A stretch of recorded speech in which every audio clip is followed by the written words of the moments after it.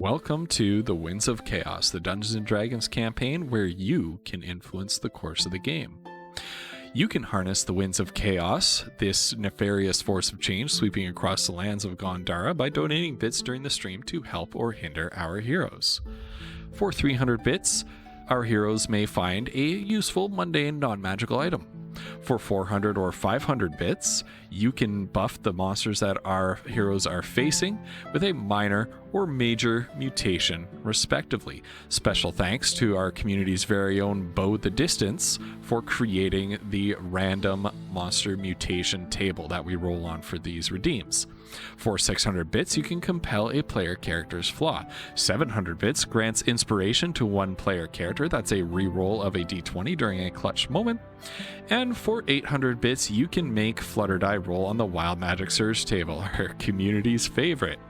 Flutter's character, Kiona, is a wild magic sorcerer. That means that she doesn't have full control over her arcane powers, and every now and then, well, you'll just have to wait and see what happens. Finally, subscribers to the Dungeon Masters channel, that's Twitch TV/GhostPepper, can harness the Winds of Chaos to blow a custom NPC or magic item of appropriate level into the party's path. Please DM me on Discord for more info. Oh, one last thing. If you're a regular supporter of this campaign and redeeming or subscribing or things like that are things that you do fairly regularly, please consider subscribing to our monthly coffee plan.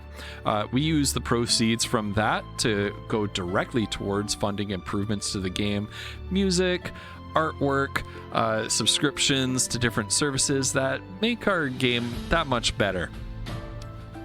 Any monthly supporters get a free Major Monster Mutation, Wild Magic Surge, custom NPC, or magic item once per month. We really appreciate all of our coffee subscribers, all of our bits redeemers, and every single one of you who watches the game. Please enjoy the show.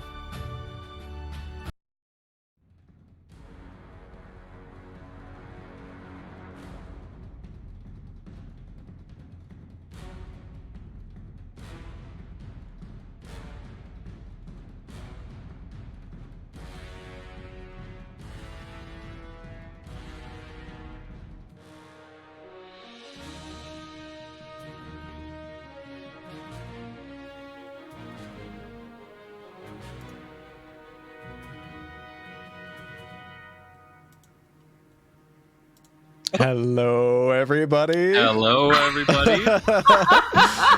What a way to open. What? What a way to open. What? You guys didn't hear it. Oh God. Oh. I don't think I didn't I'm hear not anything. saying it. I shouldn't say it. I don't want to Okay. make the reveal yet. Okay. I heard nothing. If that helps. And if I heard nothing, they didn't hear anything. So That's good. That's 'Cause I was good. deafened. Well, welcome everybody. Welcome to the Winds of Chaos. We're back again for another week of mischief and mayhem. Yeah, welcome and on in. Monologuing. Oh yeah. Absolutely. I'm just I'm zoomed in. I guess so. Right on. Okay, friends. Oh, Flutter is zoomed in. She is a little bit zoomed in. That's okay. Oh, That's okay. I can zoom you out though if you want. It's fine. I don't care. Well, I want you to be happy, Flutter. Would you like to be zoomed out a little bit? Because I can do it. We'll do it live. I don't care. Sure. Uh-oh. Is that what Get you ready. want though, Flutter? You said you didn't say. Care. Okay. If you don't make a deal, it's fine. We can just Don't make her make a That's just decision. the thing. All right. Mm. Fine.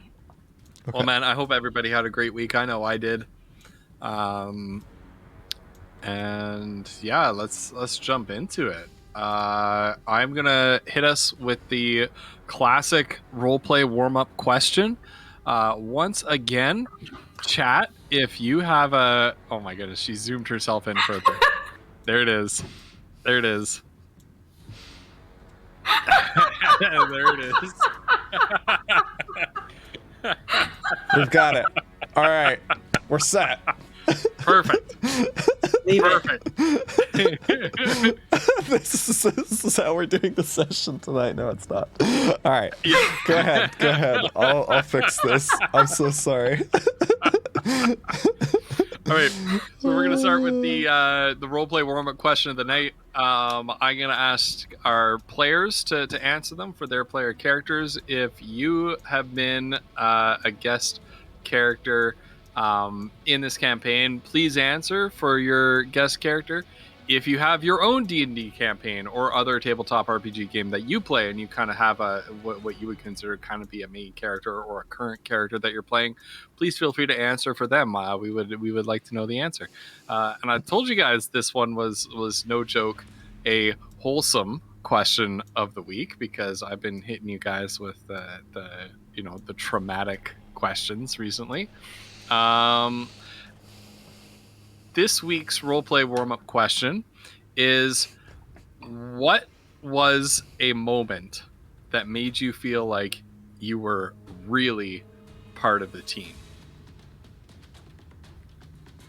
The moment when you felt like you were part of the party. All right. And while our players ruminate and meditate and ponderificate on that, I'm just gonna shout out a few thank yous. Number one, thank you so much to our coffee subscribers. You saw in the little intro video earlier that we have a coffee page running. I don't know what you would call that, a coffee plan running, where if you want to support the campaign itself and help it to grow, help us be able to do things like have the Sirenscape music you're listening to, have a world anvil that we're working on, have some of the bells and whistles that you need to actually pay for in Roll20, have programs like Dungeon Draft and Wonder Draft, which we use to make some of our maps and things like that. That's where that goes. So for a monthly membership that costs the same as a Major Monster Mutation or a Twitch subscription, you can get some of the rewards for that, and help us to make this campaign everything that it could be. So our coffee subscribers, there are 5 of them now. Isn't that amazing? We've grown. So we need to send out some special thanks to Bard Owl, Bow the Distance, Shograz, Bruce Campbell Soup, and Sloth Siren. So thank you for your ongoing support of our campaign. I see Bruce Campbell Soup is there, giving the thumbs up. Heck yeah, Bruce. Another thank you. Thank you so much to Starborn Striker, aka Megan, in the chat right now, and Bow the Distance might be somewhere out there. Thank you to both of them for being our rules lawyers. They help us whenever we have a question about a ruling, whenever we're not sure about how something works. They allow us to just keep on playing and keep on rolling while they look it up, and they'll tell us in chat how it actually works. Lastly, and certainly not leastly, thank you so much to Vinyl Stencil, who I saw in the chat right now. Whenever people redeem some of those Winds of Chaos redeems that you saw in the little intro video there, instead of me stopping play and asking questions like, well, who do you want to give inspiration to? What do you want the mundane item to be? Things like that. Vinyl actually handles all of that and sends me a DM, and we have a little list going on our mobile apps that Vinyl and I share, and that allows us to concentrate on running the game. So thank you so much, Vinyl, for helping to organize that. We wouldn't be able to do that without you. All right, and of course, thank you to everybody who's here. Mm-hmm. So let's hear. Let's hear some answers. So what do we have in chat so far? We have LS Rubin says for Alvin, his paladin character on Roll Propelled Gamers. Twitch TV/RolePropelledGamers. For Alvin, it was the first session when they helped him kill his dad. His dad was being mind controlled by a cult. He couldn't break it, and he attacked us. We tried to just knock him out, but he transformed into a snake, and it was all downhill from there. Oh my goodness. Ooh. That's a rough one. That's a rough one, because then to me there's almost like I don't know anything about this character or their history with their what's going on with their dad, but I would think there's an element of like, well, now who else do I have, right? Dang. My family's gone. Yeah. I guess you're who I've got.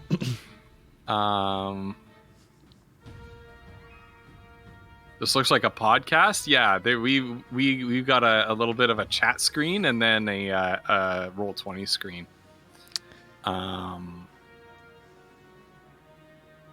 Is that? I think Darfin. Oh yes. Is that the right propelled gamers? Hopefully that's right. ROLL. I believe it is.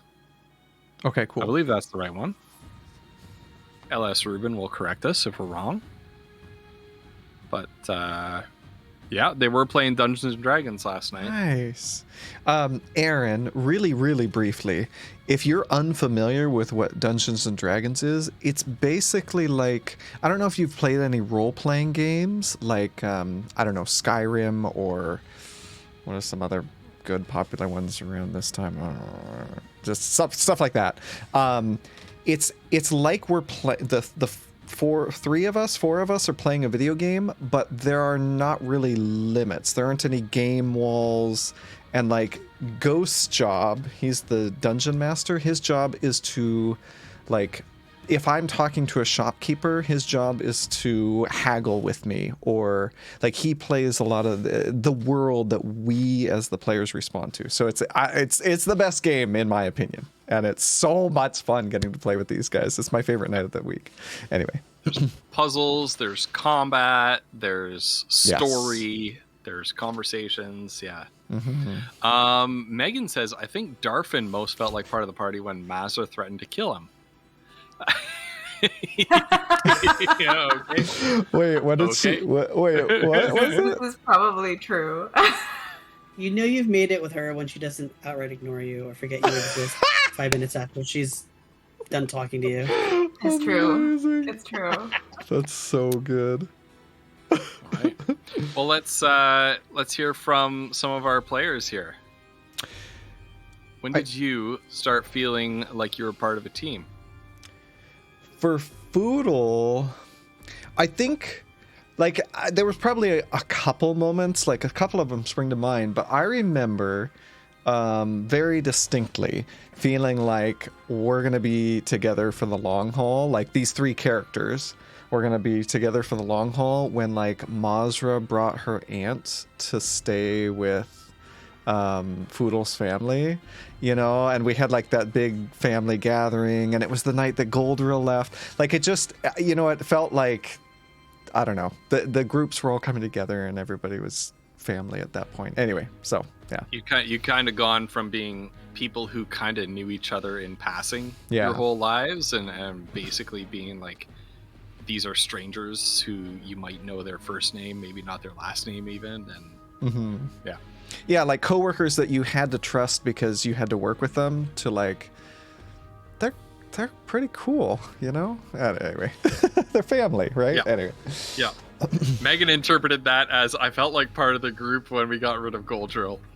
No, that's not what I meant at all. Please, oh God, I hope Leader doesn't see this, because that's not what I meant at all. It's just like everyone was there. We were all having that, like, family. Anyway, I remember. My brain remembers it really well. Like, I imagined this great. We were all dancing. I think even Mazra danced, or maybe she was just drinking with Kiona. I don't remember, but it was really fun. My whole family was playing instruments and stuff. Anyway.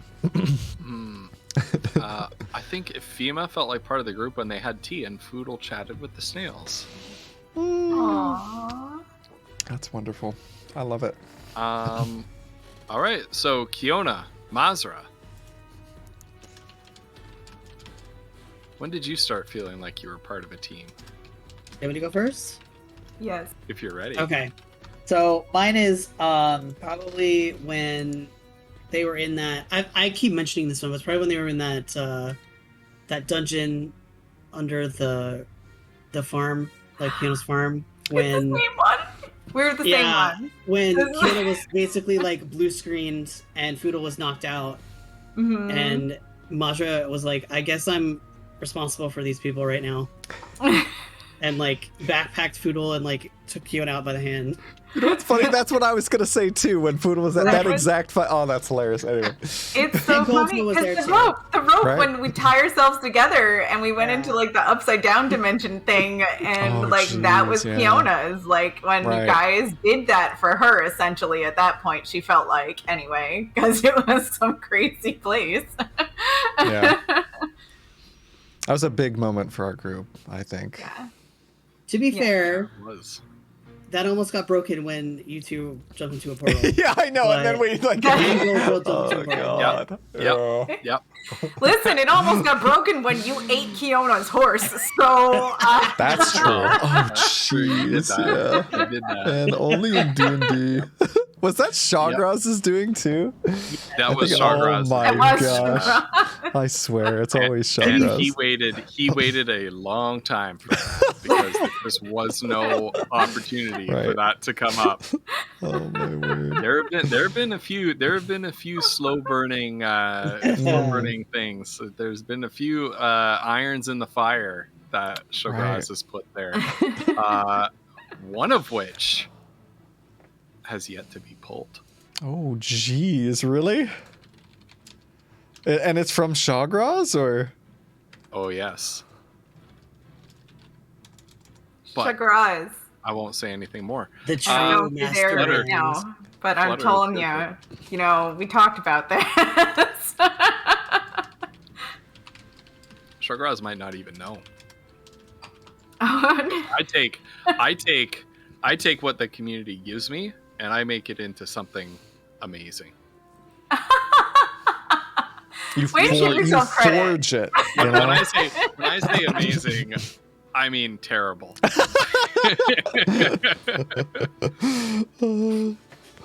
That's basically D&D in a nutshell, right? Yeah. yeah. Flutter, tell us about Kiona's revelation that she was part of a team. It was the one that Mazra said. It was the dungeon under her farm because she felt Right. like they were there for her at that point, and it was because it was having an existential crisis, and they didn't just abandon her or anything like that. They came out with her, and they didn't expect her to like get the fuck out after that. So Well, yeah, because that was after she had like completely accidentally out of her control, like magic missiled the party. yes, magic missile the party. That was- Yes, that was like the first time she did that. Yeah. We're true friends if you can magic missile your party and they stick around. Yeah. I remember Foodle just saying, "I just need a minute," and walked out around the corner and took a hit on his pipe. Yes. Oh god, I forgot about that. I could just see him with the pipe. Yeah, he was shaking. He was like, "Are we gonna make it?" That was his first time that he doubted that they would like make it out. Like, Right, but that was the thing. Like, then you didn't turn around and be like, "Yeah, okay, you need to go somewhere else because that Right, shit ain't gonna happen." Like, you didn't do that to her, No. so that was her. Like, okay, Yeah. Well, with the power of Smokeleaf, Foodle realized that could be really useful in a fight. We just didn't happen to be in a fight at the time. Anyway, Oxidius, Really I'm useful so glad if we you had roll fun. that wild magic surge during a fight. Oh, are you playing Tiny Tina's Wonderland? So that's basically like a D&D version of Borderlands. It's like Borderlands, but as if it were taking place in a D&D campaign almost. I don't know. Wait, I've seen ads for something that had the art style of Borderlands, but it was like D&D. Is that's the game? I think that's it. Really? Yeah. sounds like a lot of Yeah. fun. That's cool. Yeah. It's like it's not D&D specifically, like it's Right. not a D&D licensed product, right? But it's Oh, it's that's like awesome. yeah. Well, perfect. I'll have to check out your VODs because that sounds amazing. Yeah, it sounds like a lot of fun. Yeah.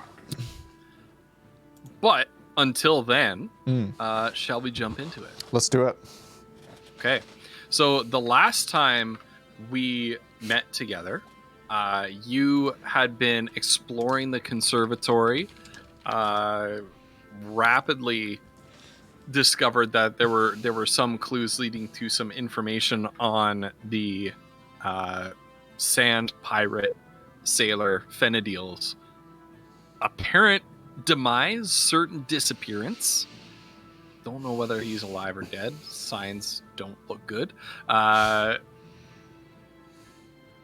so you ventured into the conservatory, grappled against killer plants, some assassin vines, a shambling mound, and eventually... Which Foodle successfully scared. Yeah. I hate it. I love it. I love the tiny Foodle from like a mile away. It's like, I'm going to get you. And they're like, oh, God. Yeah. Plants being afraid of a gnome. Come on. But anyway. And then eventually you managed to corner a vibrantly plumed young Kenku girl, and had something like a conversation with her.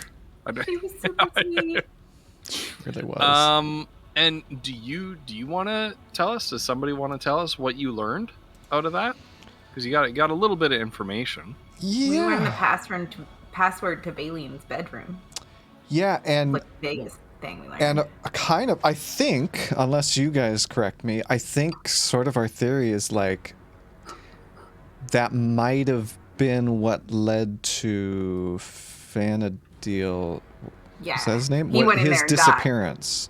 Well, maybe he's not dead, but he's certainly, if those he's bones not were dead. his. I think we found out those bones were his. Oh, yeah. Yeah. Yeah, there was some They indication. are now in our bag of holding. So he went into that bedroom, he used that password, and then died promptly. So I think that... Our paladin rogue over here put the bones of this dead guy into our bag of holding. Everything has You guys, let's recruit the other group. Yeah? What? Why not? Like just into the heist? For extra bodies in the battle. Like in the bedroom? Yeah. All right. Sure. We told them we'd give him information if we found it. We might have needed to give Ghost a little more of a heads up than in the middle of the session, but considering you'd have to like come up with like character sheets for them and whatnot. But I like that idea. I love that idea. They all have an AC. They all have an AC of 10 and an HP of 1, and they can all cast Fireball. We're good. It's perfect. No, it's okay. No, it's multiple targets. It's more targets for the bad guy to hit than us. Okay. they all cast. Are we gonna let them in on the fact that they're like cannon fodder in this adventure, or like we're just not gonna tell them that? We can tell them that we think that their dude died in there, and they should accompany us to get revenge on him. I love it. Well, that's what you'll chat with them over dinner about, apparently. Oh God. And speaking of which, when last we left off, the dinner bell rang, and then you stood around talking for half an hour more. And and they did not seem interested. No, I'm just kidding. Flower, welcome. Hey, Flower. And then, so the dinner bell rang, and you withdrew back into the manor for the evening repas. And so once again, you find yourselves. Let me actually move you there. We were actually going to skip dinner. Oh, were you going to skip dinner? In terms of RP, because we didn't actually feel like right now is the good time to talk to anybody. To be honest, I I was just spitballing ideas. I thought we for a mentioned second that there. it was like Okay. if we didn't have much, we could like. Yeah. So so if you don't have much to go on with that, then Nope. then None of us trust Bailey yeah. enough to ask him the things we want to ask. So you enjoy a dinner full of rather mild conversation. Not many revelations being shared. I believe what you actually agreed to vis-a-vis the Sand Pirates last time was that you were gonna kind of hold things close to your chest for now. You weren't gonna screw them over in the long run, but you're kind of gonna choose not to volunteer everything you learn when you learn it. Right. So does that still hold true? Yes. Okay. Yeah, and you enjoy a lovely dinner. The main course of which is a strange meat that you Don't do that. can't quite identify. Wait, It's a tiger. Foodle knows what it is. Maybe. I don't know.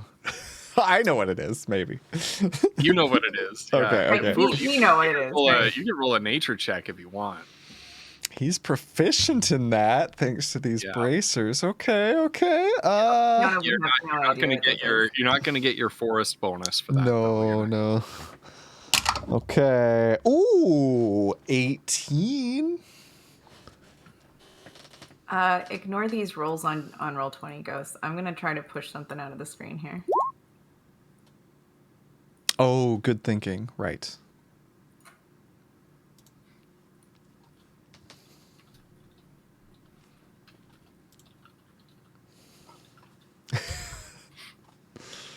All right. So with a roll of 18, you've never had meat quite like this before, and you think to yourself like it's clearly like a braised meat served like almost a stew, not quite a stew, but almost in the form of a stew, and you think to yourself, Foodle, you kind of connect the dots as you go, like, oh, this has been slow cooking for a long time, and oh, it's quite tender, but it must have been, maybe it was tough before, right? And you know what kind of meat is tough, and you kind of run through your head, and then with a you realize that indeed chances are better than not that this is in fact the tiger that you helped Bailey and hunt earlier today.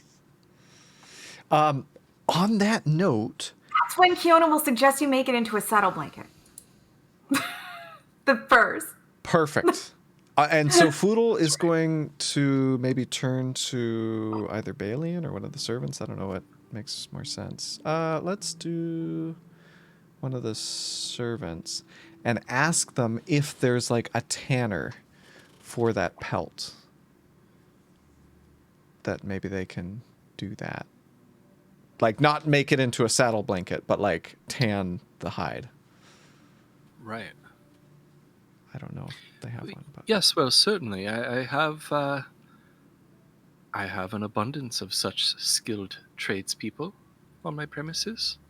oh, perfect. Okay, I'll get that to you first thing in the morning, or maybe not to you, to Baines can take care of it. perfect. And then standing over his shoulder, the elderly manservant, he just kind of regards Foodle with an inscrutable expression and says, "Indeed, my lord." I mean, he could take it right now. We've got the bag with us. If he wants it. You brought it to dinner. We always have our bag with us at dinner. And everywhere. Hold on, let me just check really quick. Is it? Kiona can speak more smoothly than that. Baines looks disgusted. by this, but all you hear coming from behind the porcelain mask that Lord Balian is wearing today is a slight chuckle. Ah, the life of an adventurer on the road. How delightful. You four. Sorry, I can't count tonight. You four do certainly add quite an energy to this place. I've come to very much enjoy your company, I must say. Oh.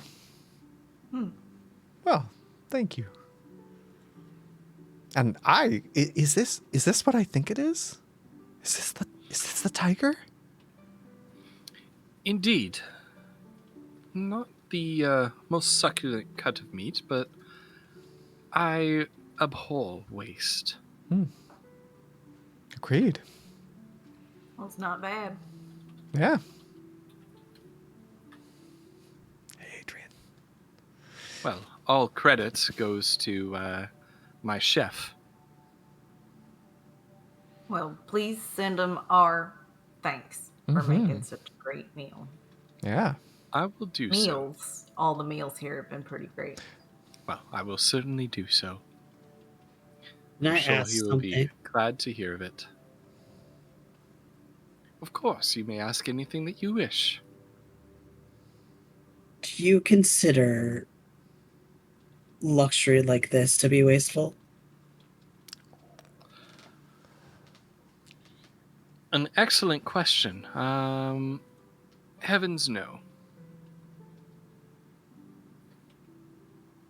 We are adding a touch of civility and beauty to this otherwise bleak wasteland.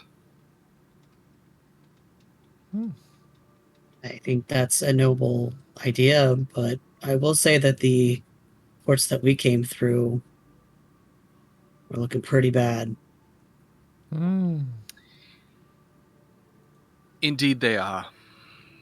It's been many years since I've seen the camps. Unfortunately, they lie beyond my purview.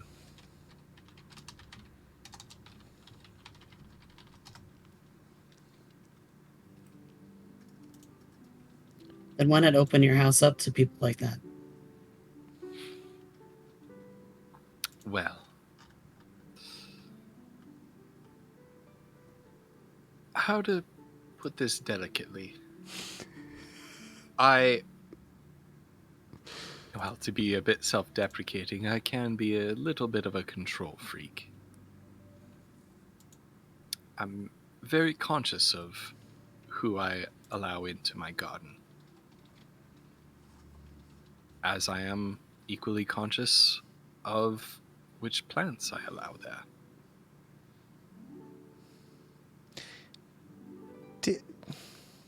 Did you know kind of who we were and what we were about before we got to your garden, or that's something that you learned as we moved through? Oh no, I learned a little bit about you. These ragtag group of strangers, adventurers, treasure seekers, moving through the wastes. Although the camps are beyond my purview, I certainly do have some eyes and ears in them.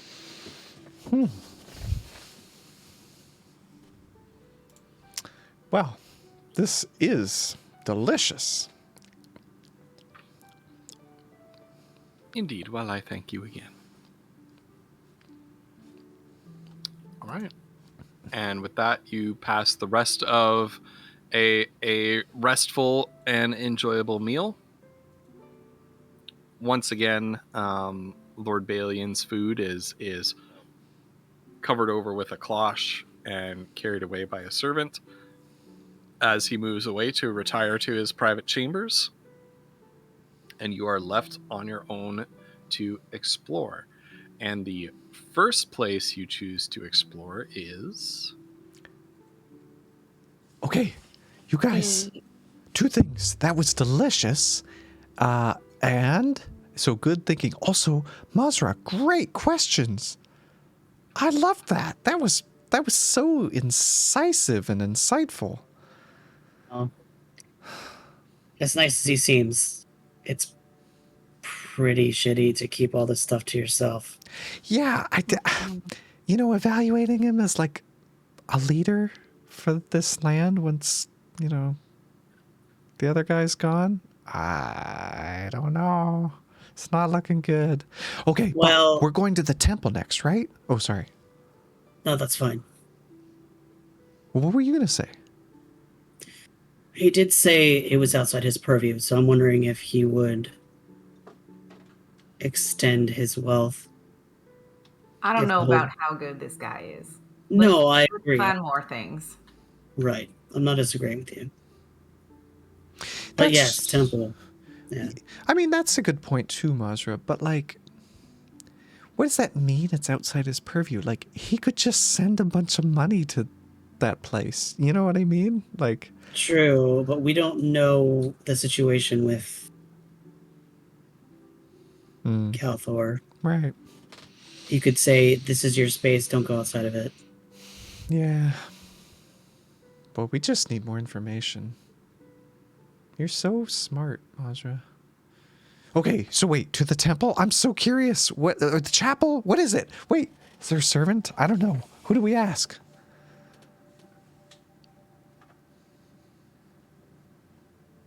Well, you have been told that after dinner time you have free run of the manor. Oh. Shall we call Melinda to have her escort us to the cathedral to make sure that nothing goes wrong when we first enter? Sure. Dan. Yeah. Let's do it. Okay. Yeah. Poor Melinda.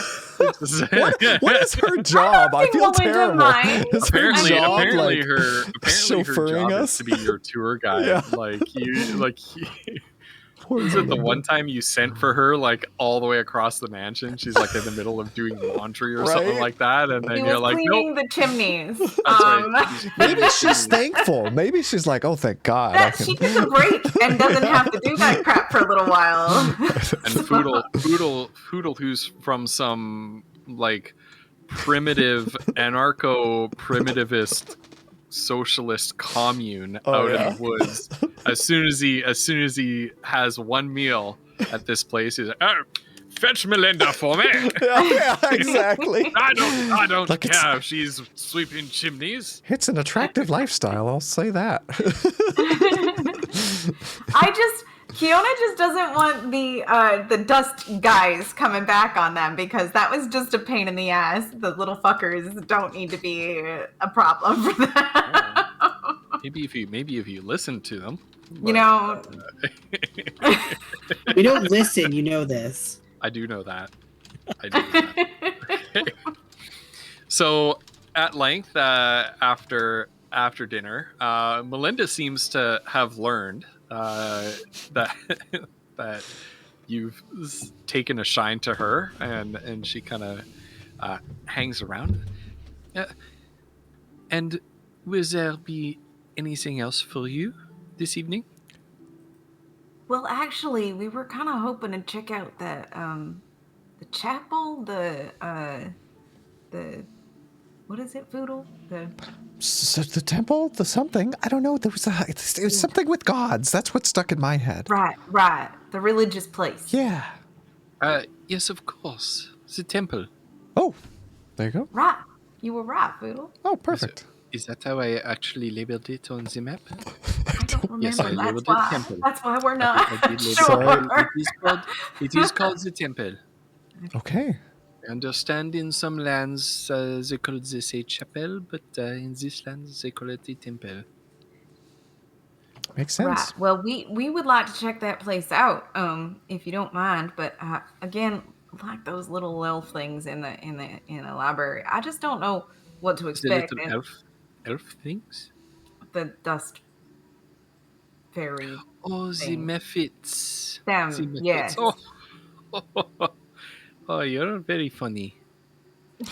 Well, thanks. They don't look like any elf I've ever seen, and I like to think myself a bit of an expert.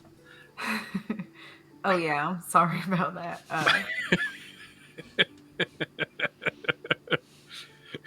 She I feel might like have. Kiona wouldn't have said that. Actually, that was definitely me stumbling Oh, over okay. words, but it's fine. I wasn't sure if Kiona had had too much wine or not. Okay. That is quite all right. Yes, please come along with me. And as you're getting up to follow Melinda, Iskander gets up as well, but he kind of clears his throat a little bit. You three go on ahead without me. Oh, I would like to take a look around this library one more time. all right. Well, Let me know if you find anything interesting there. I will do so. yeah, and say hi to Narcissa. I still haven't been back. Yes, of course. Bye. Who is Narcissa again? Oh, She's the rose in the vase. oh, was on the Iskander third shelf there? back on the left. I can't Yes, remember. Flowers. Yeah. I wasn't there. Okay. She's like a bunch of roses and a. I had recently recovered from being turned into a stone statue. Right. I was feeling a Oh. little bit tired. Thank goodness that worked out. I'm so glad Foodle is genuine about this. I feel like an idiot as a player, but Foodle's like, I'm still so thankful that you're okay. God, us Yes, players well, are the I fucking appreciate worst, that dude. Absolutely the worst. Murder hobos to the max. Okay. All right, stay safe. Bye. Yes, you as well. Stay safe. It's a library. What? He's kind of muttering to himself as he leaves. Did we not tell him about the methods? Oh God. So as we're heading to the temple, Foodle wants to ask Melinda a question. He picked up on the methods from the elf things. Okay. He's going to be looking for tiny little dust elves. Ah, perfect. Perfect. All right, and so Melinda, she's leading you through the halls of Balian's Manor. Melinda, I had a question that's, I guess, maybe somewhat personal to Balian. Is he religious? Like, is there a god or gods that he follows? Well, he keeps the faith of the gods of who can generally be considered benevolent, I suppose. Okay. Makes sense. Yeah, I've never been in a house with a temple in it before. This is a serious guy. Oh, I suppose so. I believe it is more for his guests and other members of his household. Many servants avail themselves of the religious accommodation. I would not say that I particularly consider Belian a spiritual man, I suppose. I see. So it's, yeah, I mean, he knew he'd have lots of guests and they may be... Okay, that makes sense. Do you mind me Is he asking? like a priest or something that runs the place? At times, but most of the time, no. Place to pray Yes, and contemplate. Okay. more like that. All right. And I hope this isn't too forward. Do you follow a faith as well? I do hold myself. Also, I do not belong to the tribe of the Light Elves. I do hold myself to her Lady of Light, Staravia. Oh, yeah. You know, we came from Cormantia somewhat recently. We've been to the Temple of Staravia. That was quite the Yes. place. Yes, well, the Temple of Light in Cormantia is the second most distinguished temple to our fair lady. Right. It must have been a sight to behold indeed. I've certainly never been there. I regret that I never went either. Well, You did not? No. This is out of character. I don't know if we were allowed into the city. Wait, I what? don't know. Oh no, you were. Yeah, you went into were the we? temple. Okay. That Yeah. temple, the second one. No. The one You in mean the one in, Ilion. The one in Sorry, Ilion. that's no, what I was thinking. I don't. Oh no, the major one, the major one. Yeah, I Yeah. don't think we. One? No. That's No, what you Foodle haven't. was talking about. No. Yeah. Okay. No. Gotcha. That's in another elven kingdom. That's in Luxar. Mm. Oh, right. She's talking about the. Okay, never mind. Doesn't matter. All right. Yeah. Wow. Well, that's really cool. And what about you three? If you don't mind my asking, what gods do you follow? I follow Erin Selch. She's never steered me wrong. I feel a strong connection with the forest and nature, and I try to do what I can for her when I can. An excellent choice. She is the patron goddess of my people, the Wood Elves. Mm-hmm.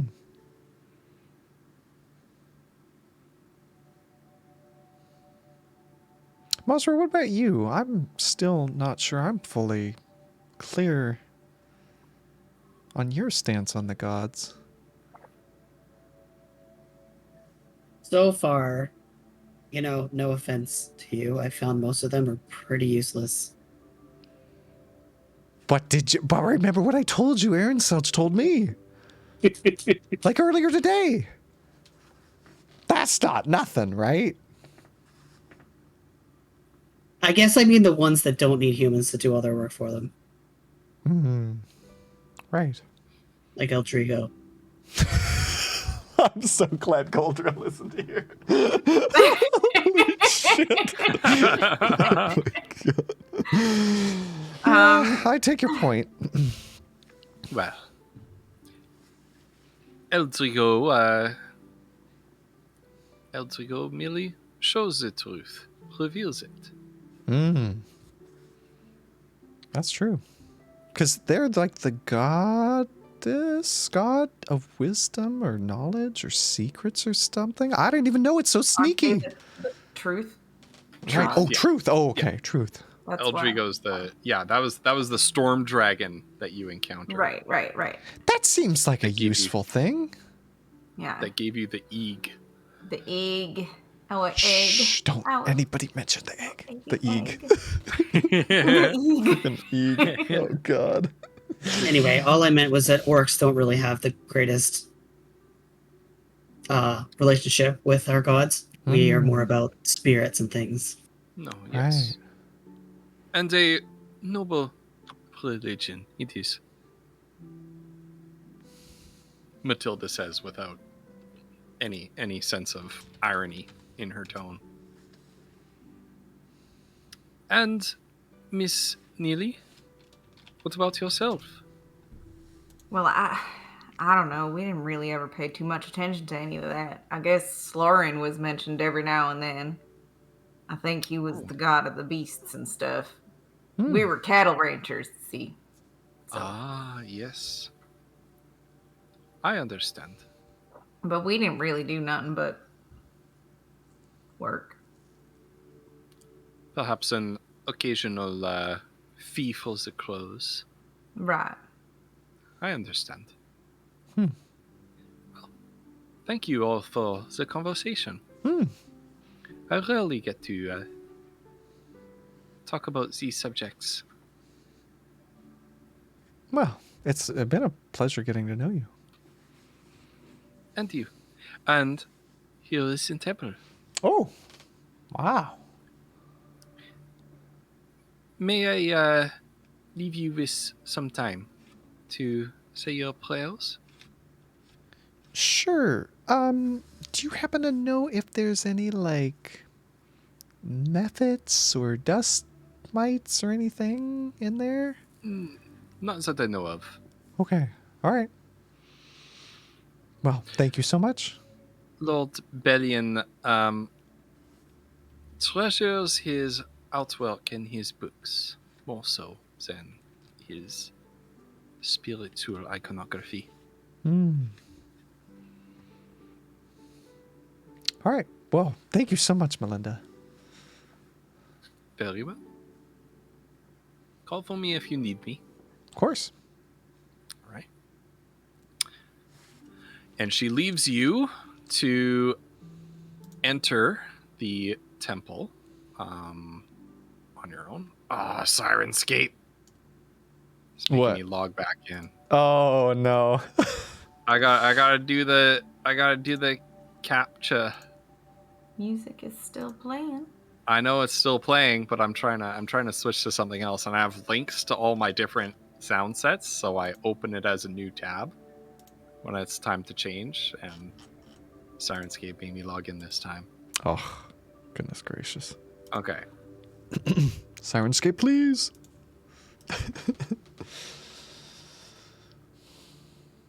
That's actually kind of cool. Like, religion's never really come up in our group, has it?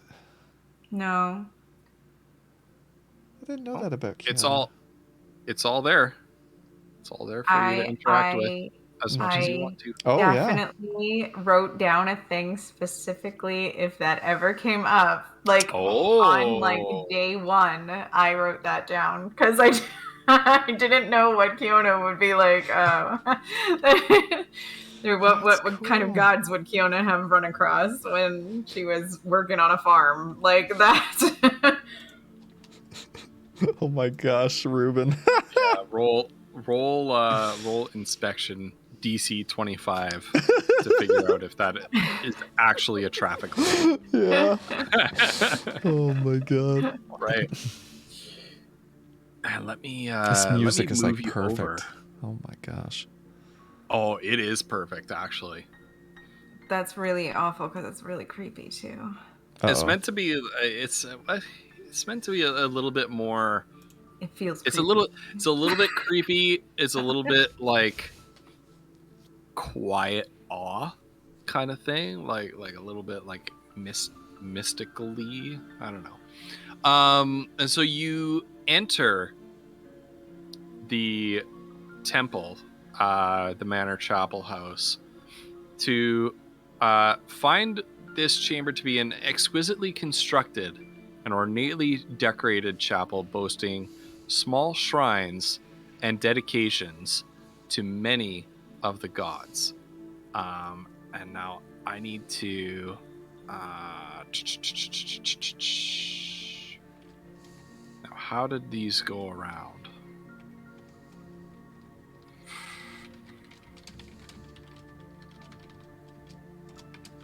An intelligent person would have put like a little GM note to say which of these statues represents which god, but that's not me. Just label them on the DM layer. Yeah, that's not what I did though. Yeah, that's okay. But it's too late for that now.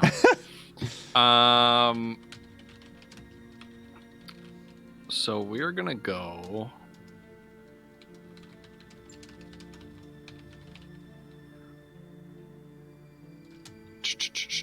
I need to get this right.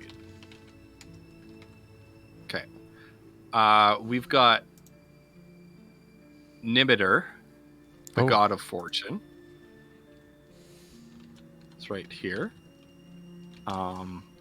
Eldrigo, the god of truth, in represented in his sort of humanoid form, right there.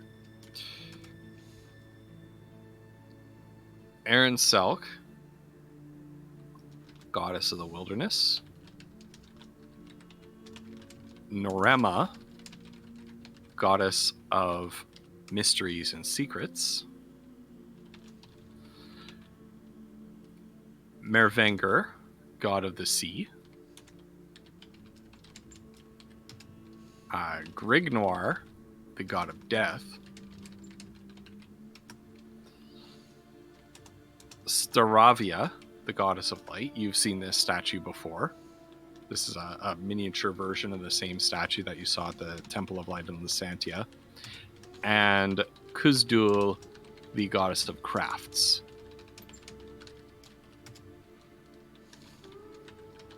What was Norema, the goddess of what? Mystery and secret knowledge. Oh. Wow. Okay. She is generally taken to be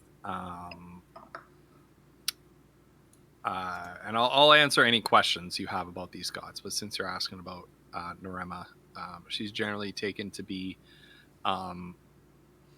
rather capricious, if not outright malevolent goddess, but one that all seekers of knowledge kind of honor and defer to. So Kiona might be unnaturally attracted to that one. Up to you. Secret mystery. Yep. You're certainly living through. You're certainly living a life that is dominated by mystery and secret knowledge. Right. That's what I feel like. That's certainly something that lives like right here. Right. To continue the description here, at the head of the chapel is an altar for performing religious rites. I'll just ping it over here.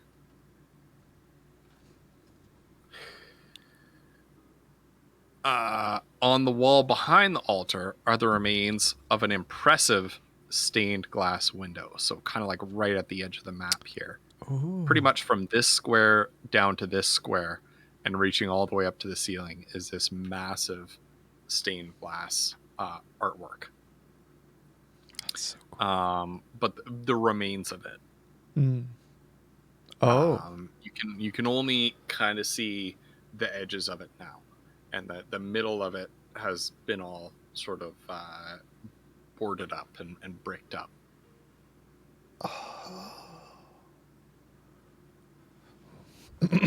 Foodles, he's gonna take all that in, but he's gonna go over to the statue of Aaron Selch.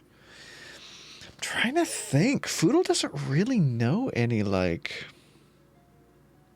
rites, does he? Let me check. Right? Like, how do you pray? He's gonna do his best. That's what he's gonna do.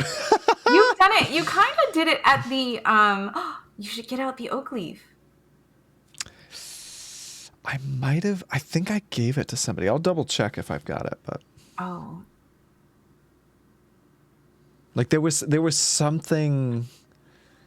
Yeah, like I did something Aaron Selch related before, and I think it. You do have the little statue that Goldrow carved too. Yes. Yeah.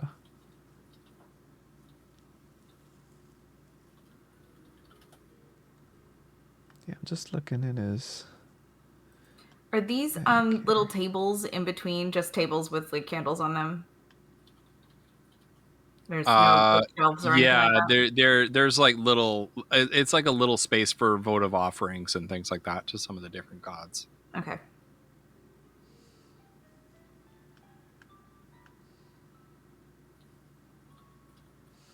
Kiona will like walk the length of the hall and be like, "It's all pretty fancy. I like this lady over here. I don't really see much though, like interesting or as information." I was gonna do like a general investigation of the area. Okay. Yeah, a general investigation in the area. So roll your investigation. Okay. Did I open my sheet? Let's see. By God, you better not roll high. That's like her good thing, isn't it? That's what monsters are really See, good I have at. a question for you. Okay. Yeah. Well, yeah. So, what's your question? Am I allowed to use my new thing? Yeah. It's cantrip. Yes. Okay. So as she's examining at first the statue to Kuzdul, because he was the god of like crafting and stuff, right? Yep. And she can respect a god like that. And but then she's like, she's gonna wander around and kind of look around, and as she's kind of wandering, she kind of is thinking about the god of crafts, and for a minute lays a hand on her like wooden arm, since that was something that was crafted by, at this point, several hands went into making that. No pun intended. And So which statue is this? Sorry. so Kuzdul, so right at the Kuzdul, front. okay. Yeah. Yeah. And just thinking about that. Kuzdul is quite a curious statue. The statue that you can see is in the likeness of a big, like very sort of masculine looking suit of armor, right? But that is mostly due to limitations in the statue elements that are available on Dungeon Draft. But kind of sitting in front of this big armored statue is a small girl who is holding on to what looks like a little origami fan. Like also made of stone? It's also made of stone, but it looks like it's like in the likeness of paper. Is the girl? Oh yeah, no, yeah, no, yeah. Wait, what? It's a real girl? It's all part of the statue. It's all okay. Oh, I was like, did we miss a little girl in here? There's somebody else in. Okay. I would no. Right. There's somebody else in the room staring at you. Oh my god. This poor. Oh god. Fuck off. I told you this music was creepy. Music is messed up, dude. She's just staring at you like this. Oh god. No, seriously, kids in scary movies are the worst, dude. Oh god. I know you, Foodle. It is a statue of a big armored figure, little girl sitting in front, holding what looks like a stone carving representation of an origami paper fan. Okay. The girl is not real. She is a statue. She's part of the statue. Okay. Roll a religion check if you would. Okay. And I will tell you what you know of Kuzdul. Where is that? And you better not crit on this. Okay, perfect. No. Because a religion roll of 9 is about as much information as I've made on Kuzdul. Fair. But Kuzdul is the goddess of crafts, and it's not the big hulking armored figure that is the deity, but the little girl. She often appears as a little girl and shapes things out of by folding paper, which is an invention that she is credited with. And whatever she shapes out of paper becomes real. That's really cool. Yeah. That's so awesome. And that's what you know. That's what you Again, know about her. Monster can respect that.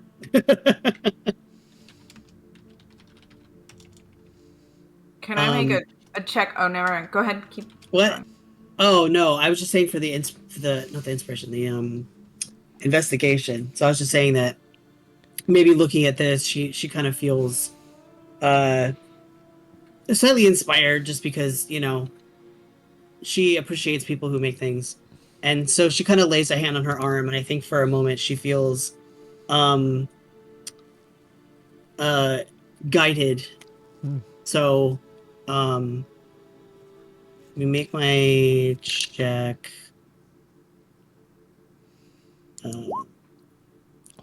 And then hand. Okay. So it's nice. 21. Nice. And now this investigation check is on the statue, or you're just kind of using the statue for inspiration? Yeah. Inspiration to kind of get a feel of if she notices anything in the room, something that draws her eye. And so with a sudden flash of hypocritical spiritual awakening. Mazra, you've changed. I like gods that can do stuff for themselves. Now help me out here. and you hear the voice of a little girl. Why don't you do it yourself? No. She flips off the statue. You do.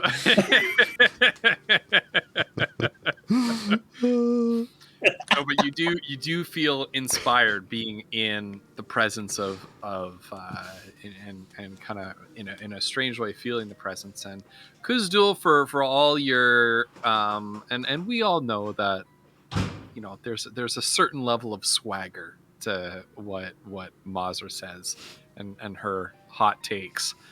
There's a certain amount of keeping up appearances, of course.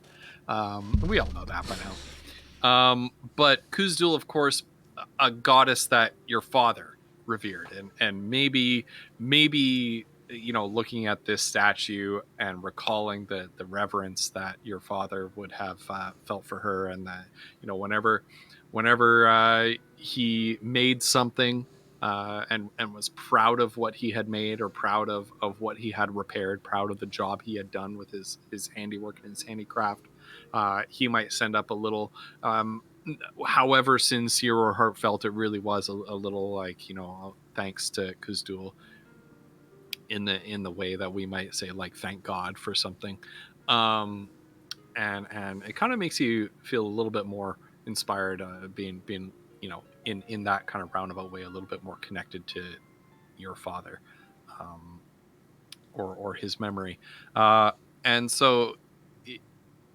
with that inspiration, you kind of look around the room, picking out some of the details. What is that total? 18, 19, 20, 21. Oof. How dare you roll that high? Your eye is drawn to, first of all, what you find is that there are no other entrances or exits to this room than that one. Your eye is drawn to the stained glass on the back wall.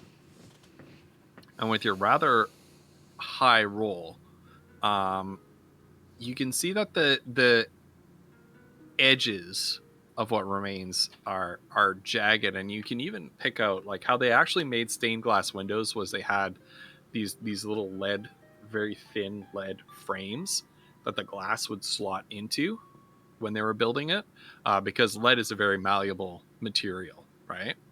And you can see that where the edges are, it's the edge that's all boarded up and plastered over now is not lined fully around in lead. And what that tells you is that the walling up job cut through some of these little lead window frames. So it's almost as if something was thrown through this window, or this window, this beautiful stained glass artwork, or what was a beautiful stained glass artwork, met a rather violent end. And what's been boarded up is the gaping hole that was violently opened up at its center. Furthermore, because you rolled so high, judging by kind of piecing out some details in the sort of colored ring around it and trying to think like, what was this a picture of? You can see that that there's most of a dainty feminine hand that's still there, along with some hints of a mane of flowing black hair. And you can kind of conclude that the artwork had been the likeness of a raven-haired woman.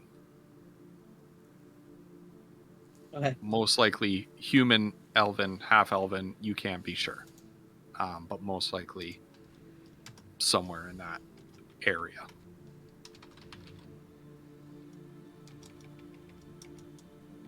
Okay. And that is what you find. Okay.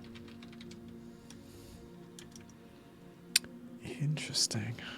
Yeah, Does- she'll share that, but I didn't want Okay. y'all. I wanted to give y'all a chance to. Mm-hmm. Okay.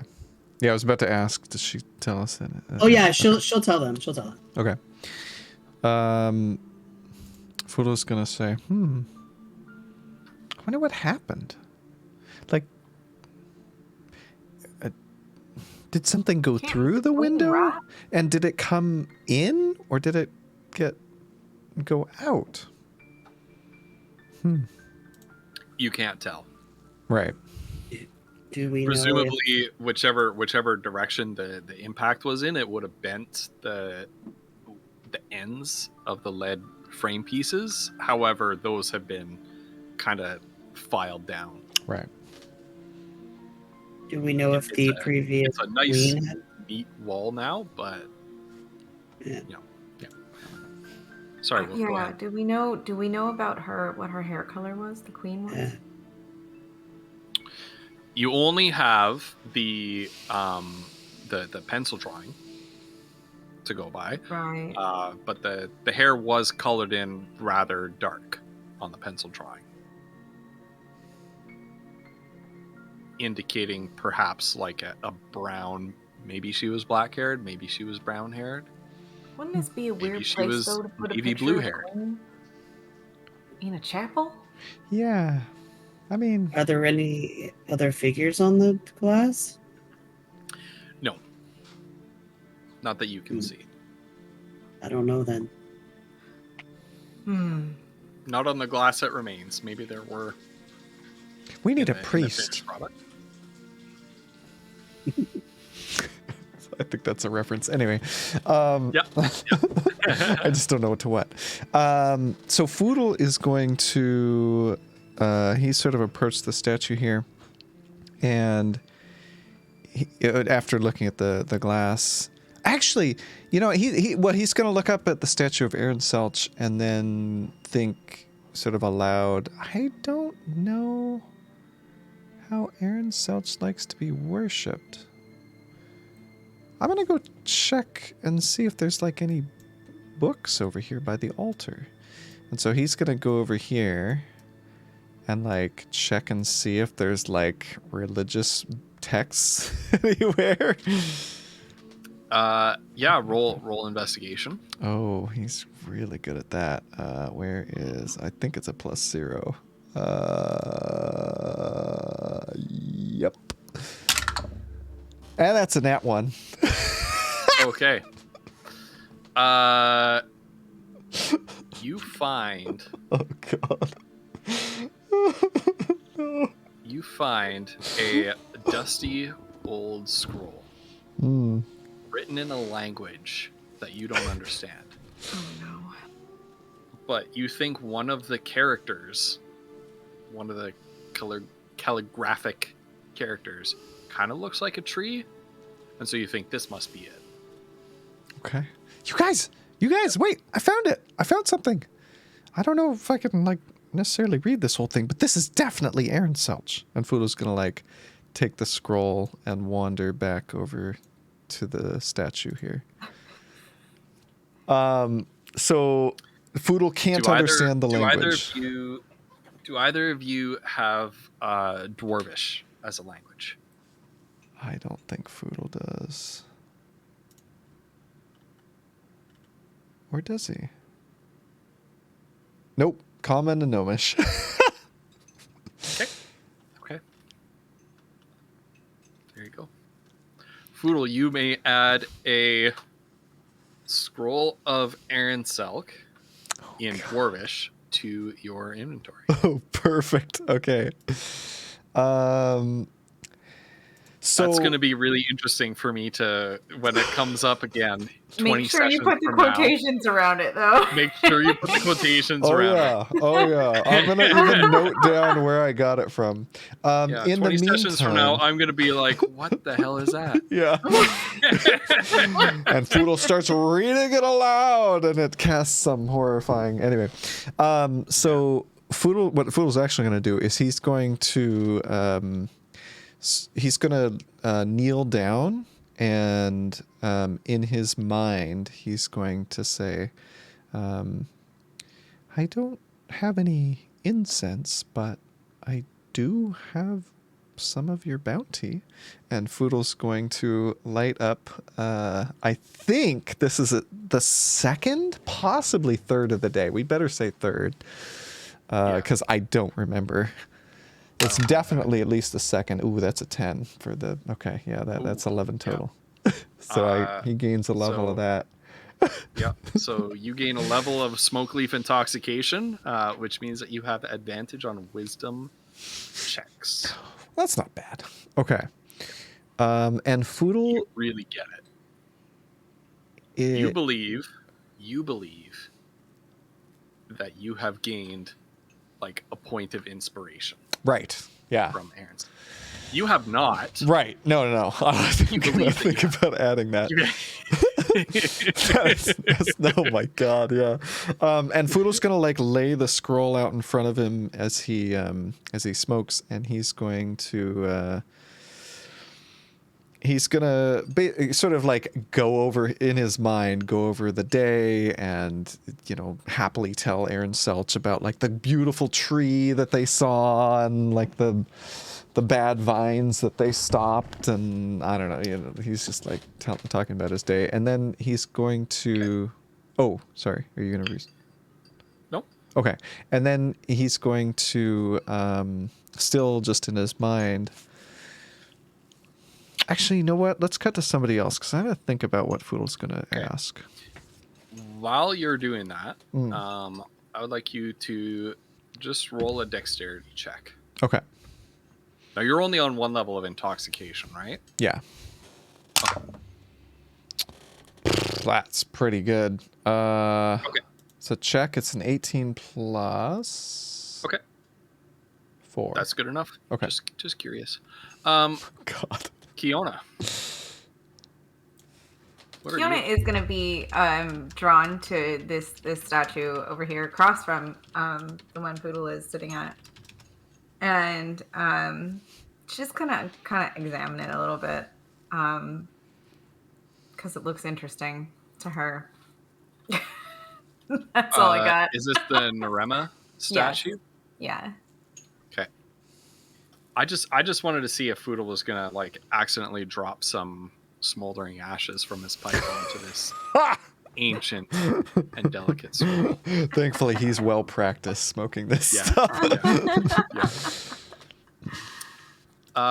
Okay, so you're checking out the statue. What are you checking it out for? Like, what are you doing with it?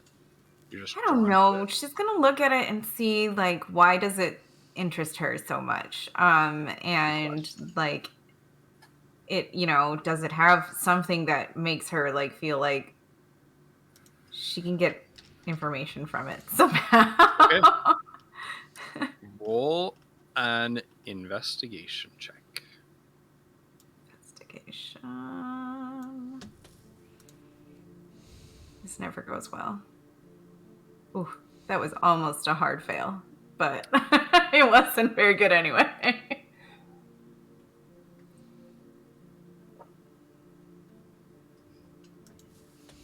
And so you're moving up to the statue to take a look at it. You rolled a 7 on your investigation. You feel that sort of resonating sort of harp string vibration deep in like the pit of your rib cage as you approach it, and it actually the being inside you actually, without your conscious thought, induces you to bend luck on this roll. That's going to come off as a very cheesy DM thing, but there actually is a reason for that. Okay. That means... You stepped into something that I wasn't expecting you to. Oh my god. Those are my last 2 sorcery points, too. Yep. Fuck. Good. Okay, cool. 1d4, that's all you get out of that. Just FYI.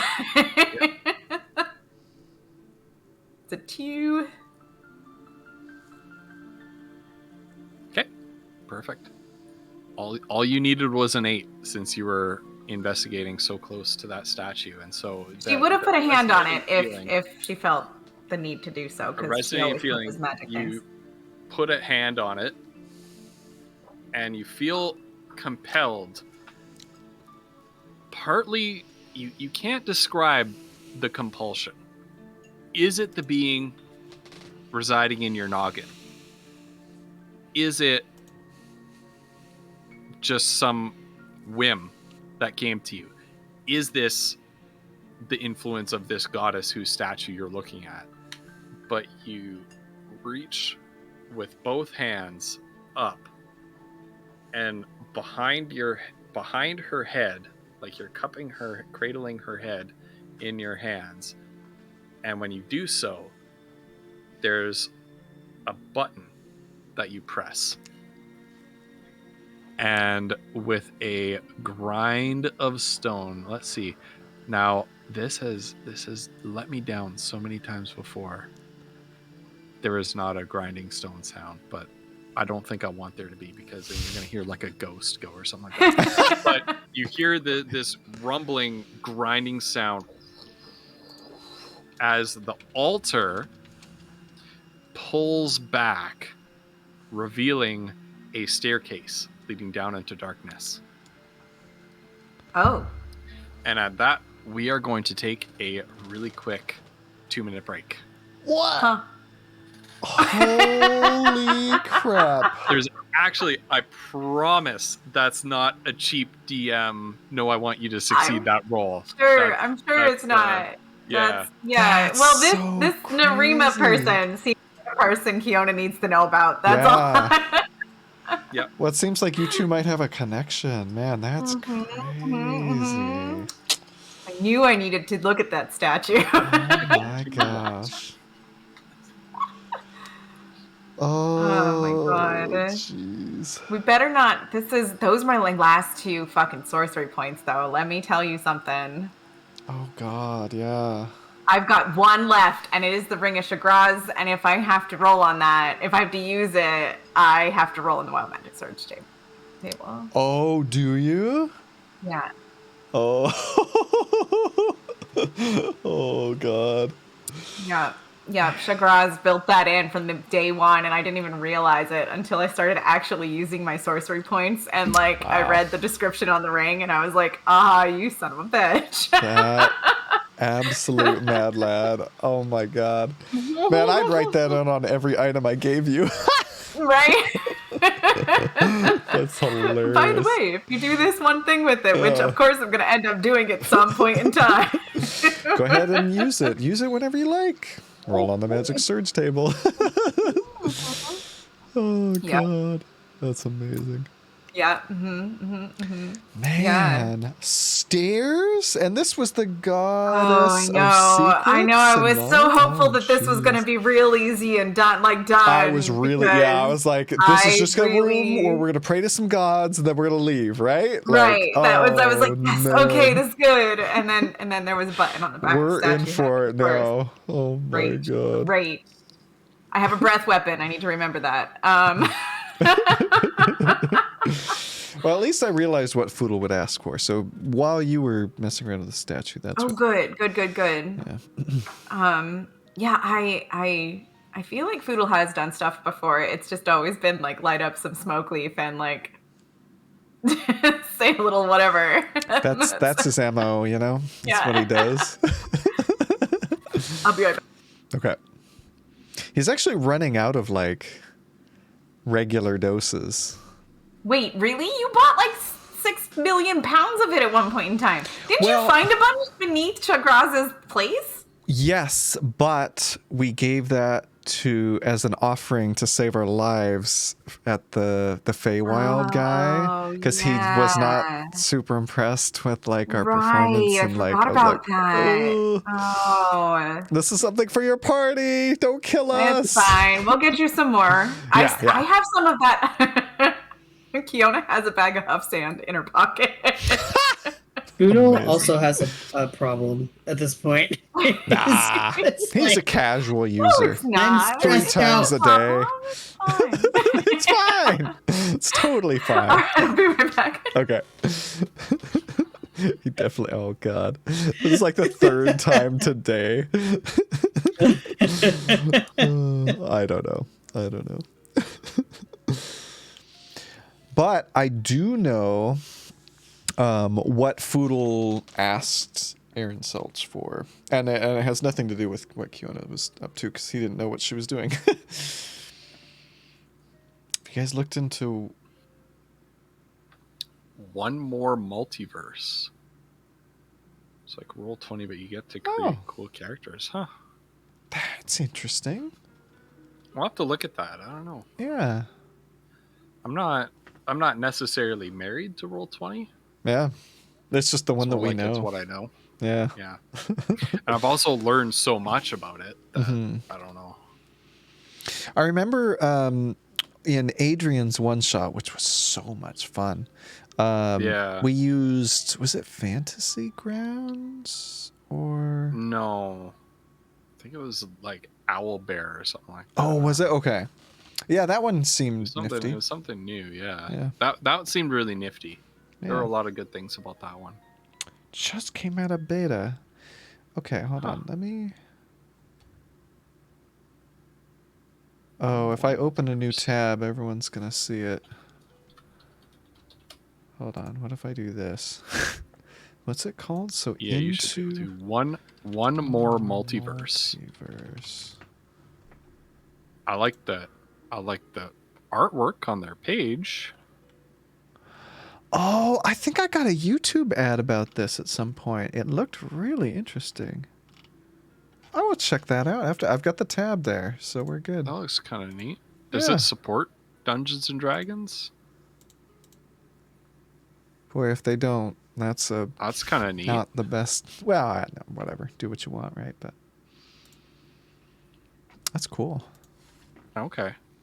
Oh, it does. Okay, that's awesome. Well, thank you, I'm looking Hello at Blades Box. in the Dark right now. Yeah, thank you so much, Hello Box. That's really cool. I'm interested. Yeah, color me intrigued. I'll have to take a look at it. Mm-hmm. Oh wait, Flutter, were you saying something? I think you're muted. Oh, sorry. I just said yeah, definitely. In agreement with checking that out. My group is still stuck on Roll20, so it'd be nice to see another run. Yeah.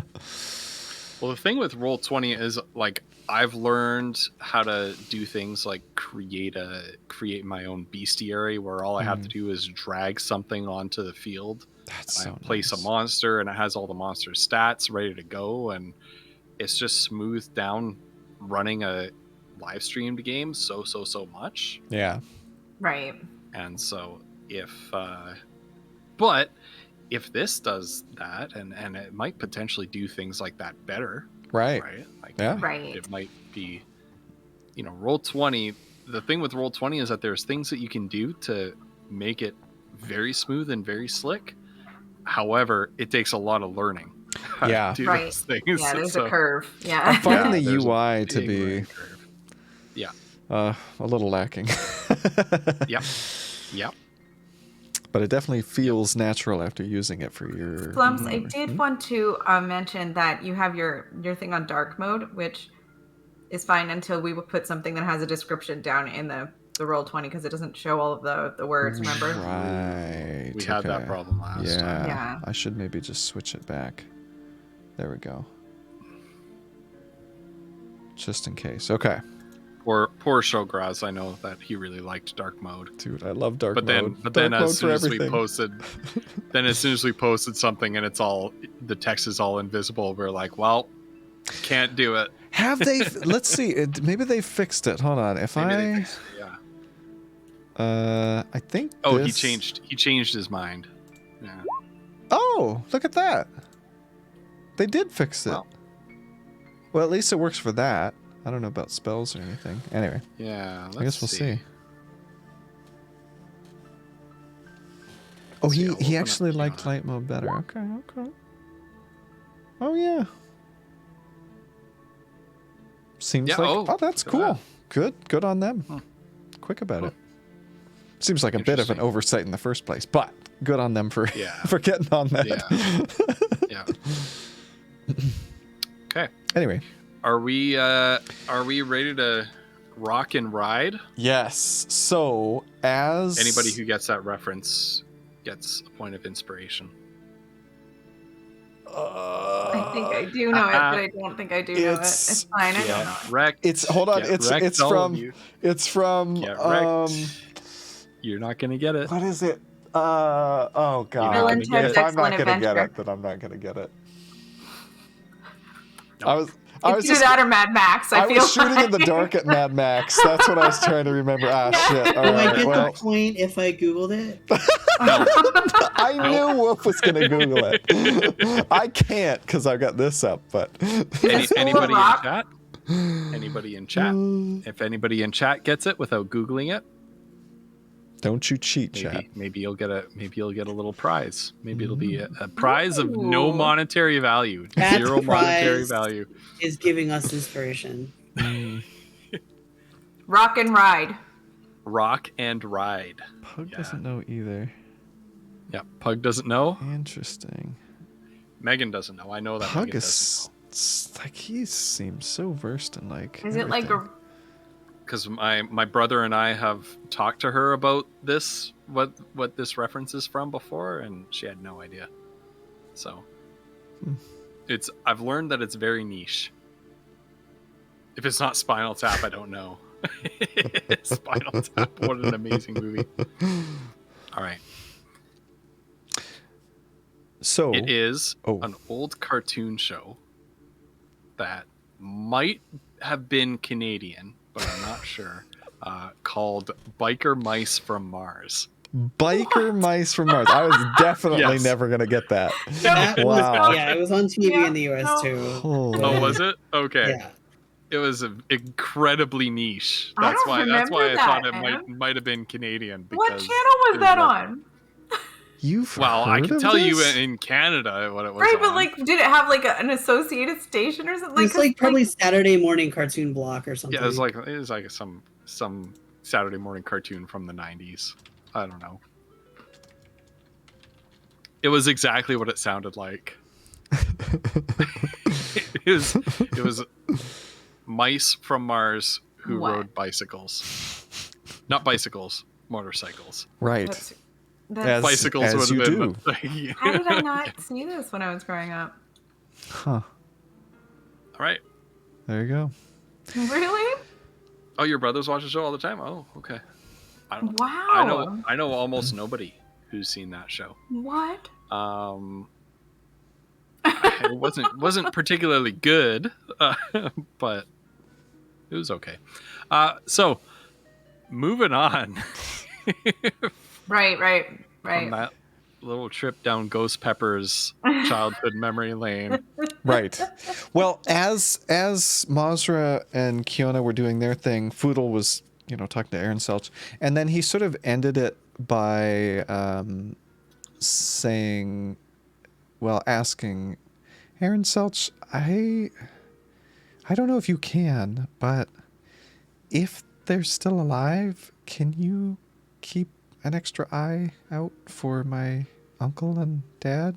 Make sure they're safe. Thank you. Aaron Selch statues in response to you. And Foodle will sort of reverently start rolling up the scroll and then hear the stone on stone as the stairs open up behind him. Oh, It's like, I think that was me. what? Oh. There's a button behind the statue's head. Wait. Who was this? Can we get information on this statue in character? Because I have no idea. I just looked at her and I was fascinated and I Roll a religion check. Can God. Foodle as well, or just Kiona? Anybody who wants to try to recall what they know about Norema can roll a religion check. Tell me, better than I thought it'd be. religion is wisdom, please. Still not Religion great. is not wisdom. Oh God. No, religion is. Wait, hold on. My mouse is just gone. Okay, my mouse is back. Advantage on charisma checks. All right, cool. No, Miss Cunning has failed us. Where's religion on this list? Oh yeah, it's alphabetical. It's, 8 like, down at the total. bottom, yeah. 8 total. Yep. Kiona, actually, you all grew up in like the countryside, superstitions and things like that. Mhm. So what you all know is that Norema has a nickname that is thanks to the community. You can tell the community came up with this. Norema has a nickname called the Star Striker because when she's a particularly vengeful and capricious goddess, and when you see a falling star streak across the sky, that is one of Norema's fits of rage, where she has actually struck a star from the sky. She is generally regarded as one of the more dangerous deities to get on the wrong side of, one of the most vengeful and least forgiving, although she is not necessarily evil in a cosmic sense. Right. Not like the slagger who goes out of its way to cause misfortune to others. She is simply somebody who, when she is wronged, you really don't want to get on her bad side. So, would Kiona maybe know anything about her because of the weird group gathering things that happened when she was a child that she only vaguely remembers sometimes in dreams? Pug, exactly. She is definitely a mark this day in the book Oh no. kind of person. And I know what that reference is. Yeah, she's definitely got a big book. A big old book of grudges. So that's what you all know of her, because that's the superstition, and comets and things like that are baleful portents of her anger and that she's going to do something. And Kiona, what you know of her, you don't remember anything from these gatherings. What you do know of her is that she loves to collect a lot of secrets, and she knows things that even the rest of the gods have forgotten. That's why Kiona was drawn to her. She is like, if the gods were instead like average country folk, she would be Iskander Blackford. Right. To them. So she knows things that are completely lost to the mists of time. Wait. That's she's the Star Striker. We should be careful. I mean, what is this? Right, but she knows things. She's smart. She's got knowledge that we don't have. So maybe she's showing us the way. Yeah? I mean, or maybe the temple was just built up. Never mind. Let's go. I love monsters so much. Literally was a button on the statue. It's a mechanical device. Was that? Hold on. Us I love a country good bumpkins insult. are just like, Even it's one a directed at sign! me. I feel like this makes Kiona just a little bit more in love with monsters. Well, I don't. I mean, should we like see if Melinda knows anything? Like, is this a good idea to just go in there? Yeah. I don't think we need to ask anybody about this. I think we need to just be careful on our way down. Okay. All right. And so Foodle's gonna pull out Gimbal Shot and sort of follow whoever's going first. All right. Kiona's already like standing there looking at the stairs. All right. Shall we proceed to the next area? Yeah. We are careful on the way down, being quiet and stuff. Did the stairs appear behind Norema or up at the front here? No, they're up by the altar. So the altar has actually this is the altar. The altar does not move, Right. because it's part of the background set piece, but it's actually reversed. So if the altar is like Gotcha. here, it's actually more like right here right now, and the stairs are right here. I see. Okay. It's the other way. Stairs. Okay. So Okay. you're kind of like going down the stairs like that. Kind Gotcha. of right. Let me make sure I have everything set up. Okay. What are we doing, you Time to guys? move back. Oh no. Oh god. All right. As you descend into the Undercroft of the temple, you find that you're standing so down the stairs, and before you, at about right here, is an open portcullis. So it's one of those like iron, a grid of iron bars with the spikes at the bottom, right? It's retracted up into the ceiling so you can only see the spikes.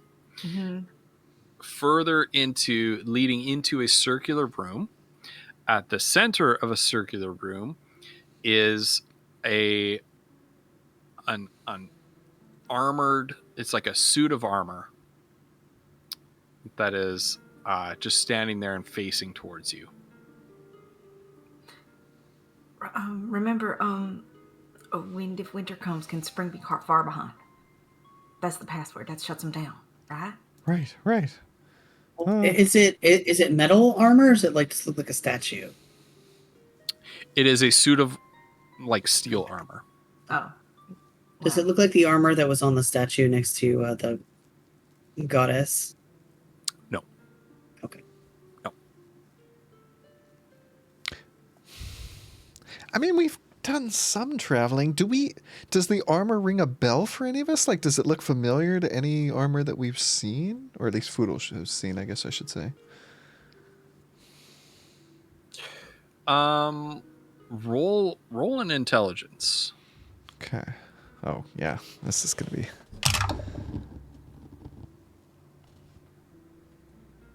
Nat 20?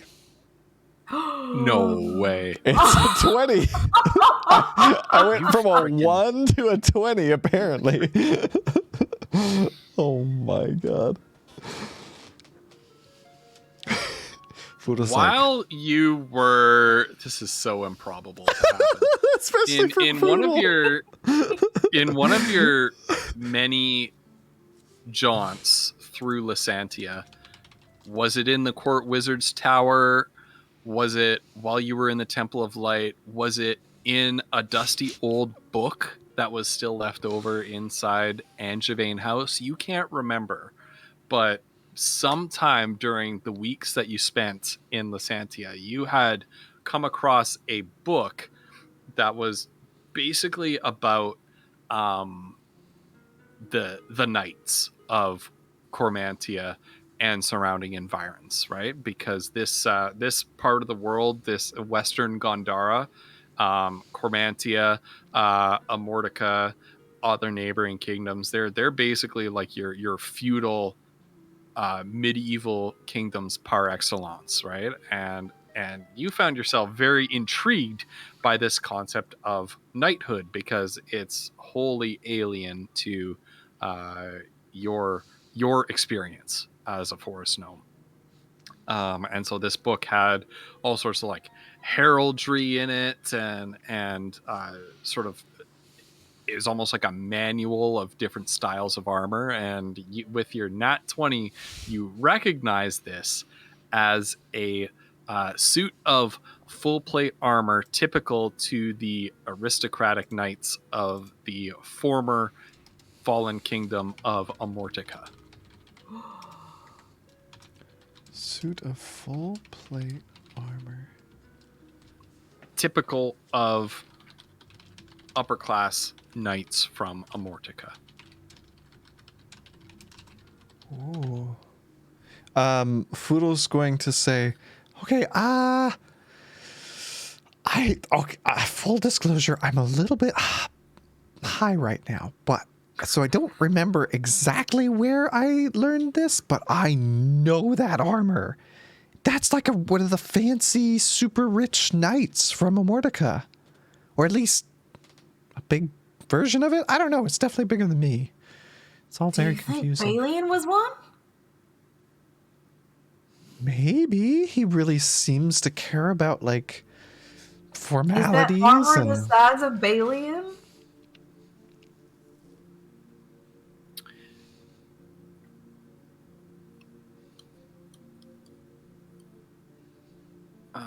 Yes.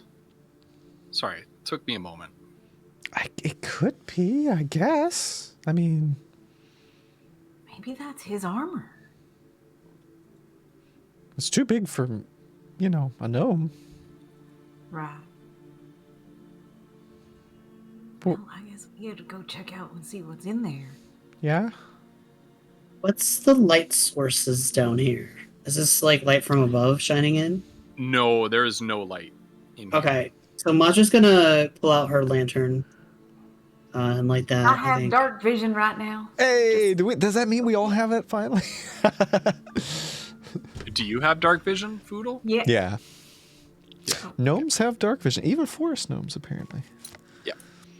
Yeah. Yeah, so everybody who has, I don't know, do you need, you have dark vision normally as a half-orc, don't you? Yeah. Mm-hmm. Okay. Yep. Okay. Oh, good thinking. Well,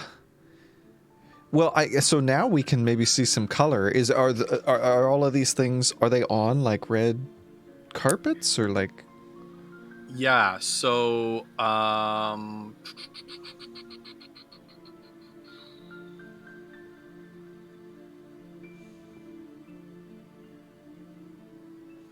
yeah, they're all on carpets. What are those other little busts? And how many are there? 1, 2, 3, 4. Are there 5? Oh, those busts. Maybe. They are, well, you can't tell from this distance. You can't Yeah. really make out many details. Can you add a light source to us? Why? I was gonna say if she pulls out a lantern, but Okay. does it matter? I can. I'm gonna have to move it with you. Well, then don't worry about it. We can just remember that there's a light source there. Okay. Right.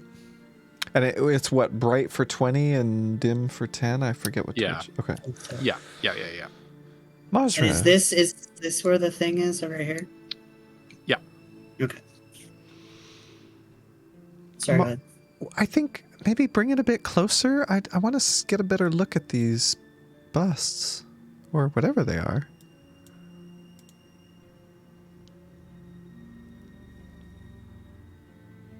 Mazra? A little bit concerned. What? About what? And she points at the. Yeah, well, I'm concerned because you're on the other portcullis. side of it. Yeah, but if it closes, Then we'll figure out how to open it. Yeah. At least we'll be together. What's Can we put what's something your in it? plan if it closes? Can we put something in it? To Like, keep how it are from you closing gonna get all us the way? out? Oh, maybe. Oh, wait, Mazra, do you still have that amazing, like, stick that stays in place? yeah, but if it falls quickly, Oh. it's fine. Okay. All right. And Mazra, as soon as you step You son into of a the bitch. circular chamber, the portcullis slams down behind you. Cool. Okay, well, I'll give you that one. Yeah. That was a good call. Right. And then Foodle, as you're approaching this statue, you see that it's standing on top of this circular platform. And there's a big bronze plaque facing the direction that you came in. You can't quite make out what it says at this distance, but as you approach to read it, the suit of armor kind of suddenly rattles to life, and it drops its spear down into a ready combat stance and rests there. We don't. Foodle's still got gimbal shot, and he holds up a hand. We don't mean you any harm. A wind, if winter comes, can spring be far behind. It responds and reacts in no way to either of you. It was worth a shot. Yeah. Wait. Okay. What does this plaque say, though? Okay.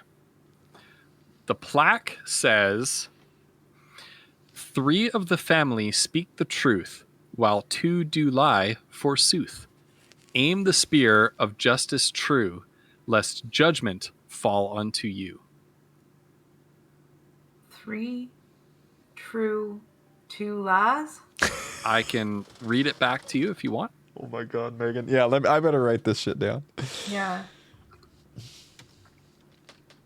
Okay. 3 of the family speak the truth, while 2 do lie, forsooth. Aim the spear of justice true, lest judgment fall unto you. I assume it means those things around. So it's point this spear, whichever ones are the truthful ones, or where something bad's going to happen. No, but aim the spear of justice shouldn't be the ones that lie. As the knight fell into this combat ready position,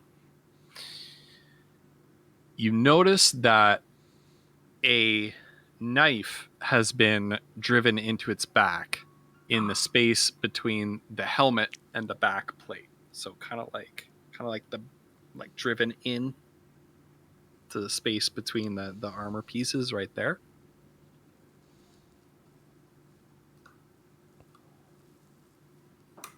Foodle's going to look at the plaque and look at the statue and look at the plaque and like look at the things around and then look at the statue and say, "What happened to you?" A knight of a Mordecai. It does not respond. Hmm. So I misspoke before. I just didn't know how to actually represent this. Looking back over my notes, and I wrote these notes a few weeks ago.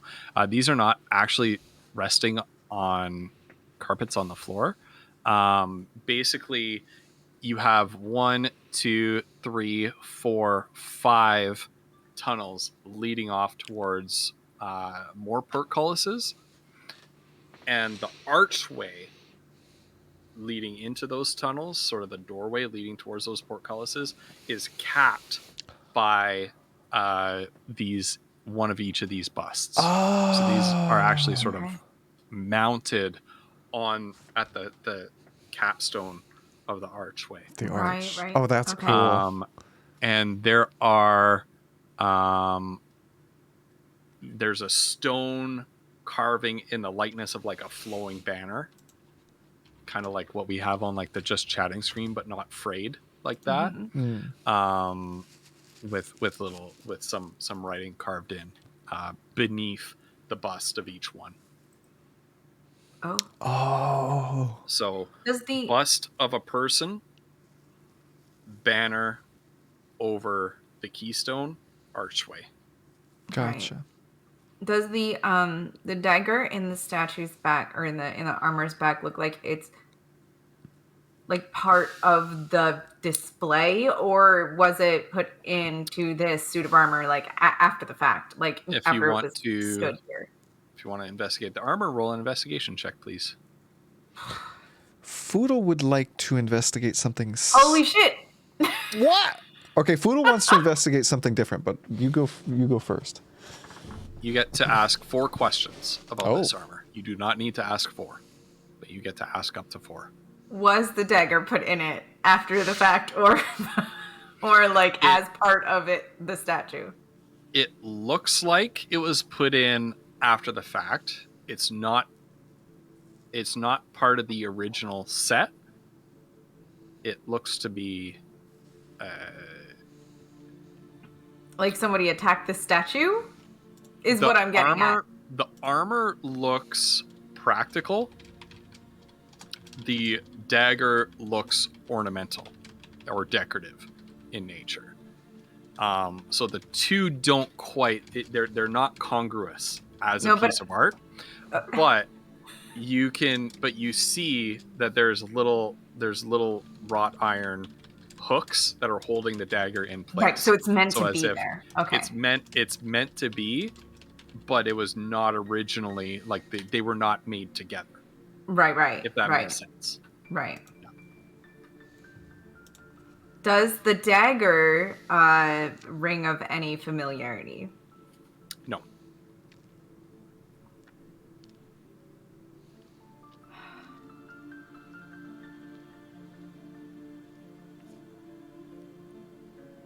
Can I reserve 2 questions for after we examine the 5 little thingers? Since you critted, yes. But it has to be questions about the armor. About the armor, yeah. Okay. Yeah. Foodle wants to take a look at the dagger and see if it's like, this is an Amortican knight. He wants to know if the dagger is Amortican, if he's able to determine that. Ooh, all right. This is going to be a history check. Okay. Which is also intelligence. Right. So it'll be the same thing as investigation. Okay, 16 because I don't add anything. And now that your mind is primed to this book, where did you read this book, by the way? It has to be Angevine House. I think it's Angevine House. Like that's when Foodle would have. Okay. Yes, it is Amortican in make. Ooh, interesting. So kind of follows their general design. The Amortica and Cormantia were culturally very similar. It's like we're talking France and Belgium here, right? So culturally very similar in how they built like their armor and weapons and things like that. But there are obviously like differences in locality and yeah, with the roll of 16, yes, this is definitely an Amortican dagger. Decorative in its construction, but well, it's not a goblin dagger. So probably not from back then. Well, I don't know, Mazra, it looks like there's some writing under these archways here. On those banners? Should we take a look? right. You guys are maybe going to want to take down some notes for this one. This definitely feels like it. Because which statement goes with which statue is important? Is there a text tool? Northwest. There is. Can we just write it on? Do you mind if we write it on the map? Yeah, is that go okay? ahead. Go ahead. Yep. Okay. Yep. Put it straight on the map if you want to. That's awesome. Lumps, remember what I talked to you about my suspicions about what's his face before this? That's starting to Now you three don't like look in my head. You three don't look at chat just in case somebody in chat solves it. Okay. All right. I'm going to Chat actually away for hide now. chat really No quick. chat. All right. chat. I love you, chat, but I will not. I literally won't see any of your messages. You're blocked. Yep. Okay.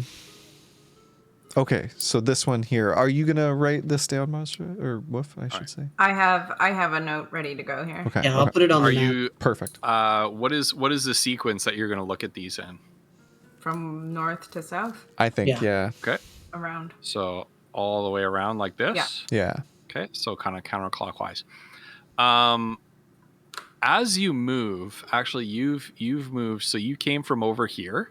Mm-hmm. As you started to move this way, the knight that is sort of in this ready combat position is sort of pivoting and following roughly the equidistance to like if you were to plot your position on, let's say, some sort of a map in relation to each other, the spear points to like the center of your group. Oh. If that makes sense. So it's kind of it knows we're all following here. you as a collective unit with its spear point. Right. All right. Starting at the top, This is a bust of Uncle Gerolf, and it reads, Uncle Tam committed the murder.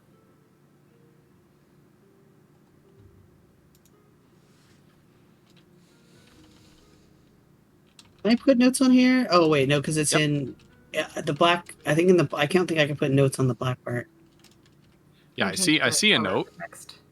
I see There a it note. is. Oh, there it is. There it is. We can't see it because it's on the black. I think you can Yeah. change the text color. No, but I meant like because it's in shadow. Because it's in we the can't shadow, see you it as can't- players. yeah, We you can't see can't it. see I'll just it. put it. Oh, I'll put it like right gotcha. here. Okay. I see what you're Yeah. saying. Yeah. Okay. Second one is labeled Aunt Miriam. And it reads, I did not do it.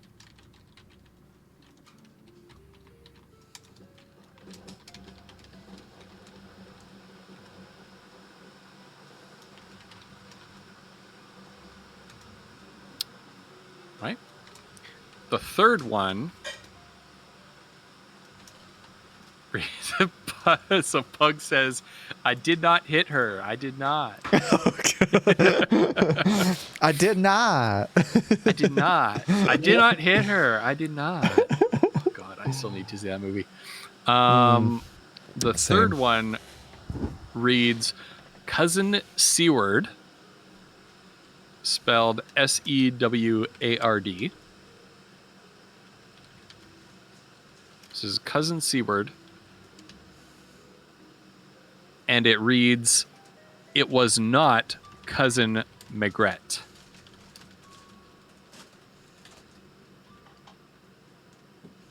Okay. So Cousin Seward says it was not Cousin Maigret. Number 4. I'm just going to wait until I see the note pop up. Oh yeah. Okay. Number 4, that's down here, is Uncle Tam. And it says, Uncle Gerolf is lying.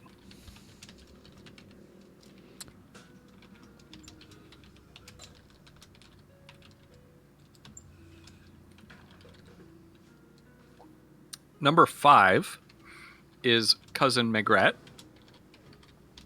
And it reads, Aunt Miriam is telling the truth.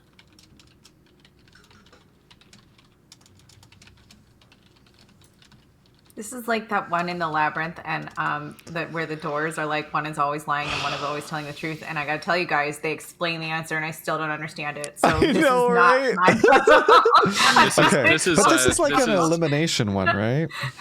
This is actually much simpler than that. Yeah. I almost went with something like that. This is but like one of this those one is- puzzles But where then you where you have to remembered write down the names on one side and then the our things on the previous other puzzle side, attempts. and then like mark them off when it does the thing. Yeah, I've done stuff like that where you've got like it really helps. Okay, but we can do this. So only 3 of them are telling the truth and 2 of them are lying. No, yes. So Wouldn't it be nice if Uncle Tam committed the murder? right. That'd be Hold great. on, though. Okay. It's just like boom, we did it. Wait. Not cousin I've seen puzzles like this before, and I'm trying to remember how you solve it. Miriam is telling the truth that she didn't do it. Geralt is saying that Tam did it, but he's saying Geralt's lying, of course. Not Maigret. Seward. I think the liars are both Tam and Geralt. So Tam. Wait, they can't both be lying. Can they? They could be. Oh, Because, yeah, maybe. because Geralt is blaming it on Tam, but Geralt did it. And Tam is saying Right. he's lying. Right. The other 3 are clearing each other. Right. But like what we need out of this, one thing that we need, and hopefully it's here, is we need who actually did it, right? That's something that... Is there anything about these like little pictures, statue, busts things that tells us anything about them? No? They are all carvings of human people of varying ages, and with a sort of impassive expression.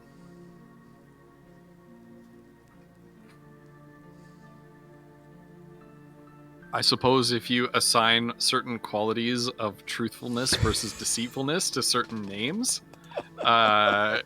or genders or ages. Okay, so... However, I'm not going to go there.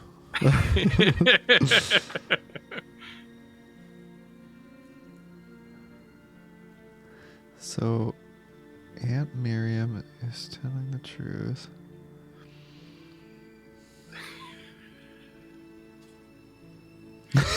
The uncles. You better not be reading what Pug just said.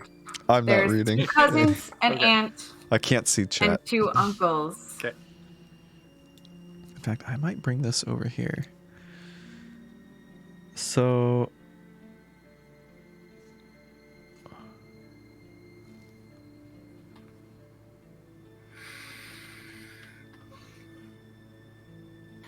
So if this is true...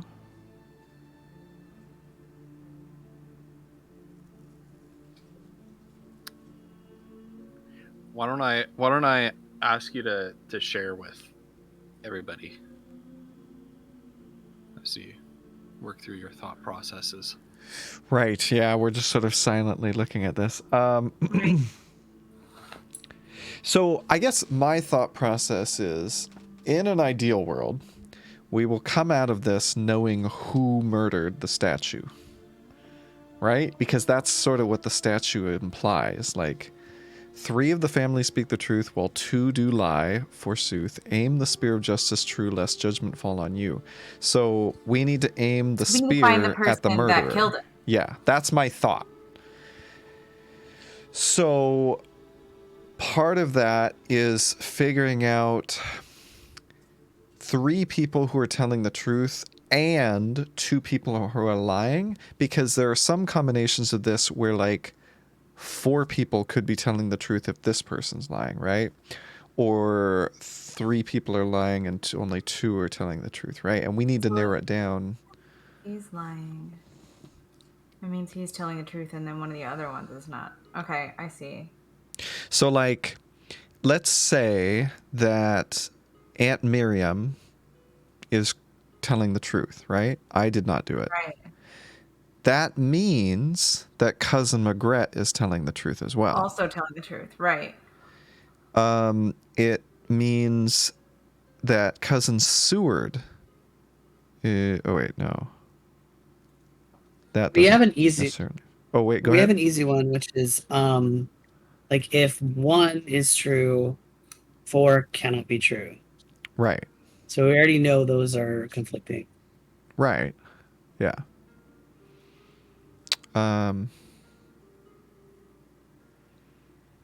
We just have to find the 3 that are true, right? Well, 3 that are true that sort of at minimum imply or hopefully mean that 2 are false, right? Because 2 have to be lying. Because if the other 2 can also be true, it might not narrow things down for us. You know what I mean? Right. Like let's say we find a combination where 4 of them are telling the truth and 1, but we're told that 3 tell the truth and 2 lie. Exactly, and we need that combination. Right. Okay. All right. So I think. Hold on. I think I might actually want to plot this out. It's probably Ghost is like, this is right. An easy I know. This one. is what I'm saying. Like, okay, not so for us. It's not. No, it's not an easy one. It's not easy. Right. Okay.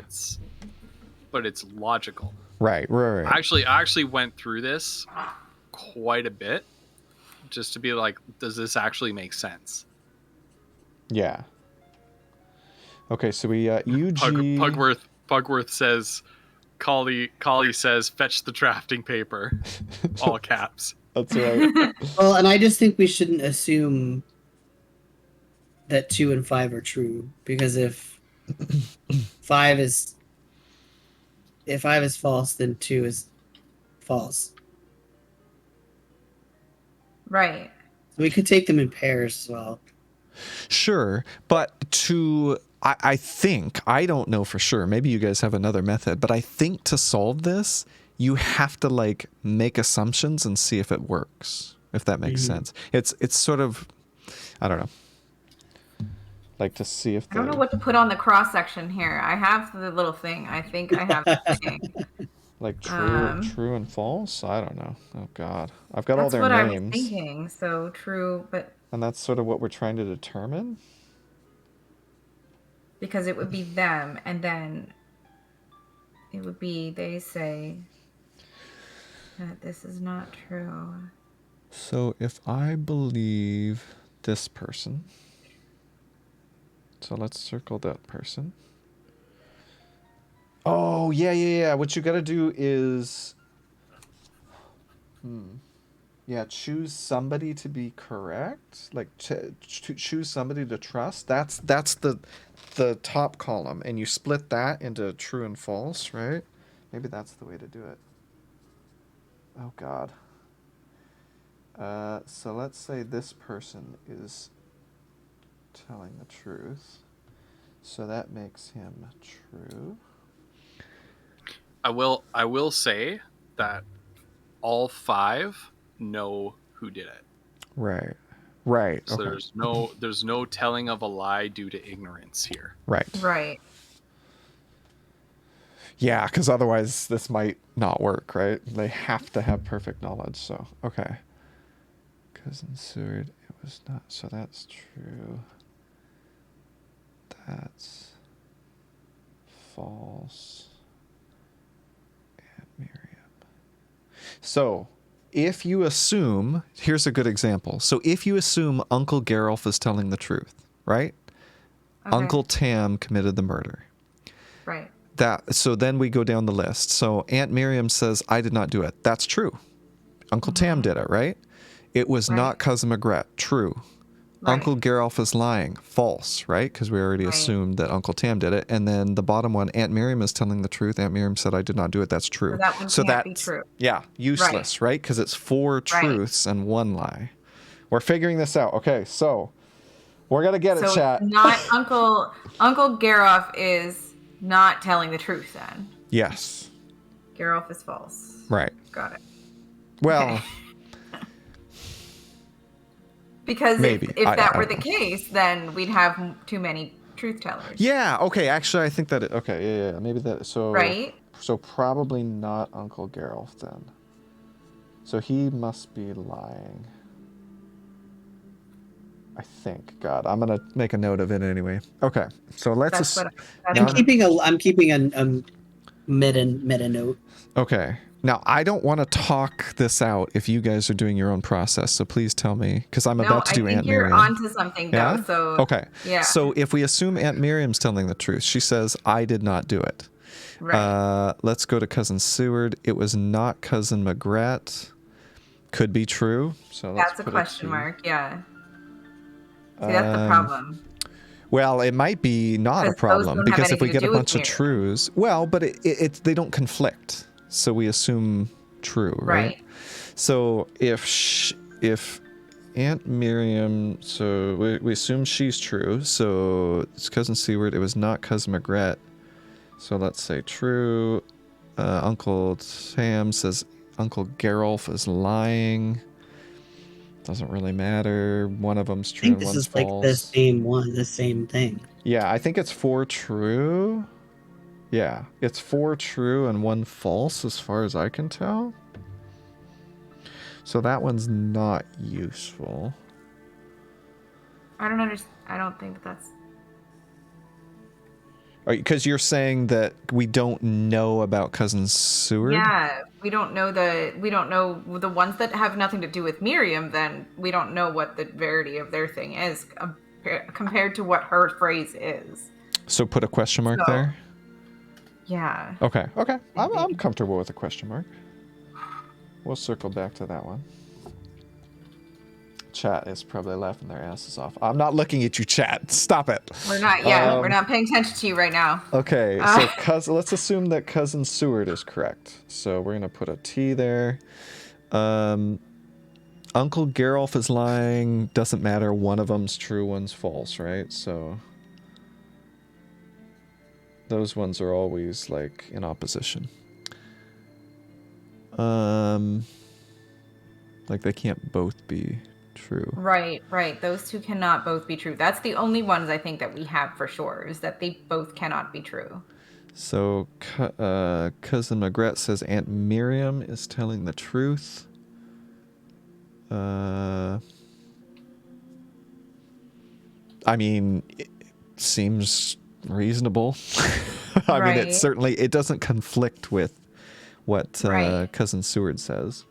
So I guess. And then Aunt Miriam says, I did not do it. So if we say it might be Seward. Yeah. And so if Cousin Seward killed the statue, does that help us with anything? Because Seward could be telling the truth if they killed him. It wasn't Cousin Magret. Aunt Miriam is telling the truth. She says she didn't do it. Maybe this is the way to do it. Right. Just assume the killer. Because yeah, you have to assume the killer. If Uncle Geralf is accusing Uncle Tam, but Uncle Tam is saying that Geralf is lying, they both potentially are telling. No, one of them has to be telling the truth. Okay, but Flutter, you're a genius. I've been doing this wrong.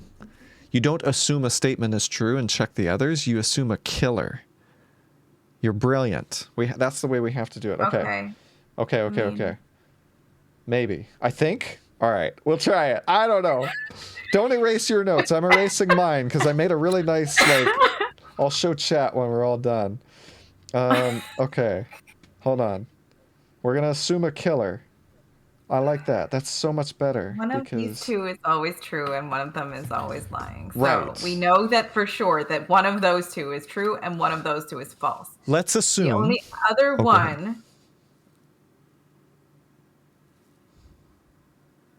None of the other ones mentioned those two, though. I misspelled committed. Oh, God. All right. Well, that you can say that because if one is true, that means two is true. Right. So, but what if true? What if Geralf is true then? What if what if I'm Tam assuming. is true? Yeah, because we did Geralf, and we think that he's lying because 4 of the other ones are true, right? So Tam. That means if one is true, then that means you have the only Tam one that's has to be the truth. No, that he would be lying because if we're assuming one is true, then 4 has to be. Guys, I've led us down a rabbit hole. We don't assume a statement is true. Lying. One is lying. 4 is truing. Guys, I've led you down it's a red herring to what I suggested. Flutter, you were right. You have to assume the killer. You don't assume which statement is correct. You have to assume a killer. Okay, so we say then, all right, let's start then with Geralf is the killer. Yes. So he says Uncle Tam committed the murder. False. Because he killed it, right? So Aunt Miriam said, I did not do it. True. It was not Cousin Magret. True. Right. Uncle Geralf is lying. False. What a lying bastard. Oh, wait, no. Uncle Geralf is lying is true. Good. Okay. And then Aunt Miriam is telling the truth. True. Right? Because she didn't do it. So that's 4 truths and a false. That's what we need to be doing. So, okay. All right. So this one is for number 1. So number 2, we assume Aunt Miriam's the killer. And she says, I did not do it. So that's false, right? It was not Cousin Magret. That's true because it was Aunt Miriam. Uncle Geralf is lying. That is true. Aunt Miriam is telling the truth. False. She fucking killed that guy. And then Uncle Tam committed the murder. That's false. So that's 3 falses, right? Ooh, okay, so that's so good. We're getting somewhere. This is good. That's okay, we've cracked the code. Maybe, I don't know. Okay, but what if? But we got to do the whole thing. Right. So Cousin Seward killed the statue. Right. So they say it was not Cousin Magret. True. Oh wait, fuck. I think I've gone over a tab. Hold on. True. Uncle Geralf is lying. True, because it was Seward. Aunt Miriam is telling the truth. True. Uncle Tam committed the murder. Nope. And Aunt Miriam is a true, right? So that's 4 trues and a false again. Right. Because we're assuming that Seward killed. Okay, so now if we check Uncle Tam, he's the killer. So what does he say? He says Geralf is lying, which is false, because Geralf is telling the truth in this case, right? So that means that he's lying. Aunt Miriam is telling the truth because she didn't do it. Uncle Tam committed the murder. That's true. It was not Cousin Magret. Also true. So that's 4 truths and a false. Oh, Flutter, you're a genius. Oh my gosh, she's actually saved this. I didn't do it on purpose, y'all. Please don't give me credit for that. She's amazing. Look, like, this is incredible. I was going down a completely horrible, awful rabbit hole. Okay, so now we're assuming that CM did it. Okay, Magret. Aunt Miriam is telling the truth. True. Because she didn't do it. And then Uncle Tam committed the murder. False. It was not Cousin Magret. False. False. Uncle Geralf is lying. True. Wait, hold on. Hold on, and then... Did I do this right? There's 2 falses and 3 trues. Hold on. Did I do it right? Let's double check.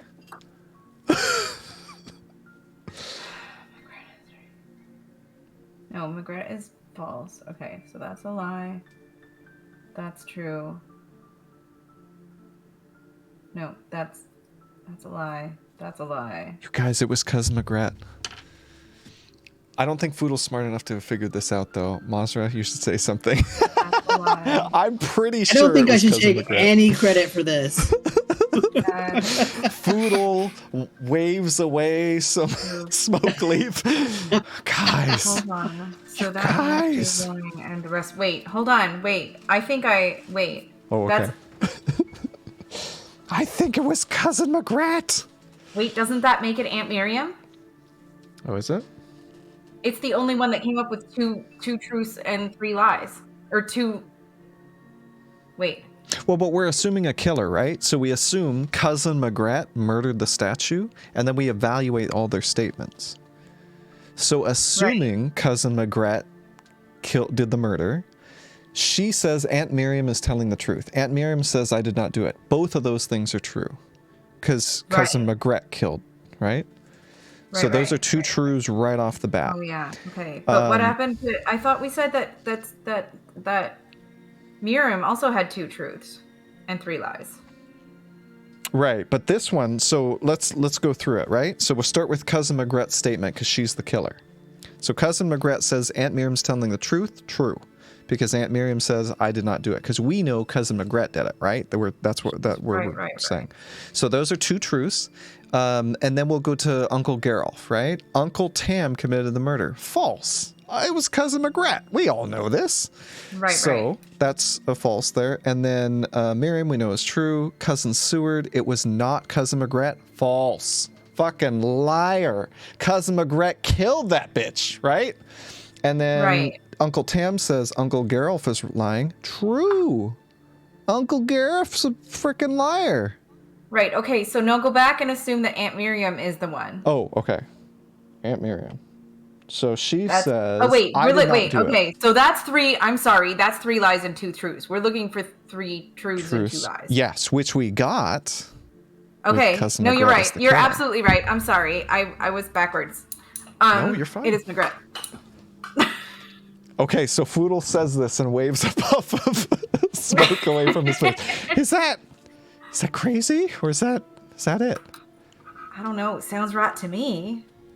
Yeah. Hold on, I want chat back. Where's chat? Oh god, this is all good.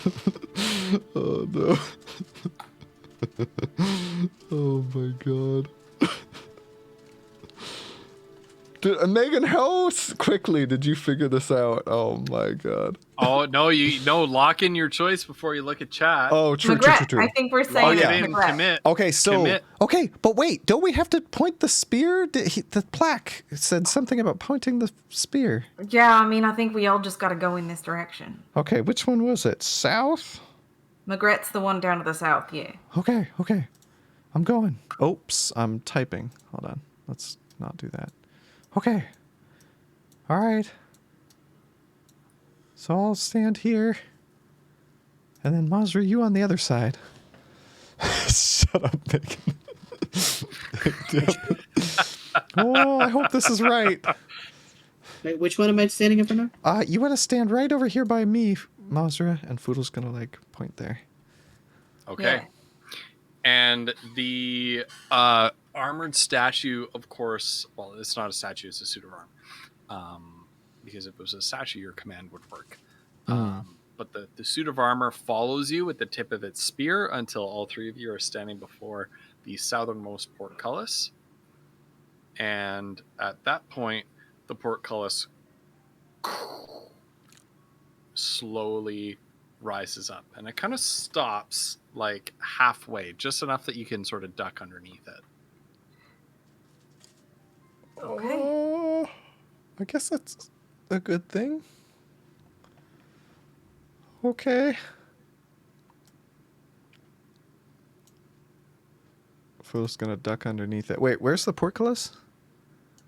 It's in front of you. Oh, okay. All right, but actually, you can stay where you were. Oh, okay. Reset yourselves, please. Okay. Oh, sorry. Because as you go to move beneath it, Son of a bitch. who's first? Foodle? Foodle said he was first. Oh yeah, Foodle's first. Yeah, Foodle's first. Oh god. What have I done? Did we not get it right? Ah! You son of a bitch!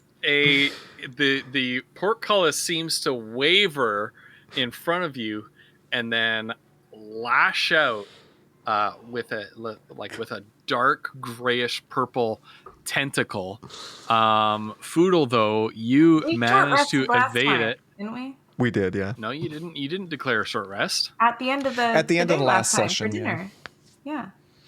We rested under Yeah. the tree. That's how I got my hit points That's right. back Yep. and everything. Okay. So yeah. Anyway. Okay. Yeah. And Frick me, dude. It's my exact model. Listen. I built this map before your one shot. That's why. That's why. Okay. As soon as the armoire came out during your one shot at my place, Oh, that's hilarious. I was like, "Hey, I used that exact token because that's the best I could come up with for a door mimic." Yeah. And then you hit us with the door mimic. Yeah. You see this mouth and copious eyes form on the open up on the form of the portcullis, and the portcullis itself sort of wavers into this grotesque, monstrous form of these iron bars. I'm going to get everybody to roll initiative, and I am going to take a real quick break. Yeah, I really need one too. Yeah. I Yep. still You don't. hear us while you're gone? Oh. Oh no, he can't. Dude, I still don't know if we got it right. Is this correct? I already know. Like, I already this know how to feels solve. bad. I already know I how to don't solve know. the rest of these puzzles very easily. Oh, do you? I'm just gonna stab every gate. That's brilliant. True. Problem All right, I'll be right solved. back. All right, here's Foodle's fake initiative roll. Boop. Oh, damn it. What have I done? All right, and here's his real one. Oh, God. Let's just, Oh, wait. I didn't actually. That's funny. Well, let's just adjust that. Oh, wait. Look, I get an extra, like, 2 initiative points now, and I still rolled a frickin' 10. I rolled a 2. And I get +4. Oh, no. Fudo was very surprised by this thing coming to life. Which I think is, pretty realistic. You know what? I might grab a little snack as well. I feel like combat's a decent time to snack. Like, man, that was such a cool puzzle. I love stuff like that, but I'm so bad at it. I love it, but I'm just, oh, God. Yeah. All right, I will be right back. Go ahead and entertain him for me, Woof. No, God. Hey, chat, this is why I don't stream, because I don't know what I'm doing. Hey. Oh, no. Woof. Not right now. You're doing great. Hello, Petite Trash. And your, all of your people coming with you. You're stuck with me for now. The cool people will be back in a moment. Oh, wait, was there a raid? Sandrine! Yes. Oh, my Geckers, welcome on in! Oh, my Geckers, thank you so much for the raid! Oh, my gosh. You were I saw you were doing some Fortnite. Did you have tons of fun? I saw last time I was lurking, you got a got a victory. That was freaking sick. I popped in and Shagros was like, Sandrine's cracked, and the screen said Battle Royale victory or whatever. I was like, what? That's amazing. I'm so glad you had a ton of fun. All right, I'm grabbing a snack. Mazri, you can keep asking Sandrine questions. Oh, no. What's a dub? Can you tell me what that is? That's a win. A W. Oh, okay. Very cool. Well, that's awesome. I'm glad. Just imagine, like, I'm like your dad. I don't know any of these things. I'm doing good. I hope you're doing well, too. Look at that timing. My goodness. Hey, Sandrine. Welcome. Hey. I love that. Just imagine I'm an internet dad. I don't know what the hip kids are up to. What do you mean?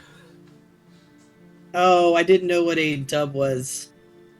A dub? It means Like a a dub? win. It's a win. It's a W.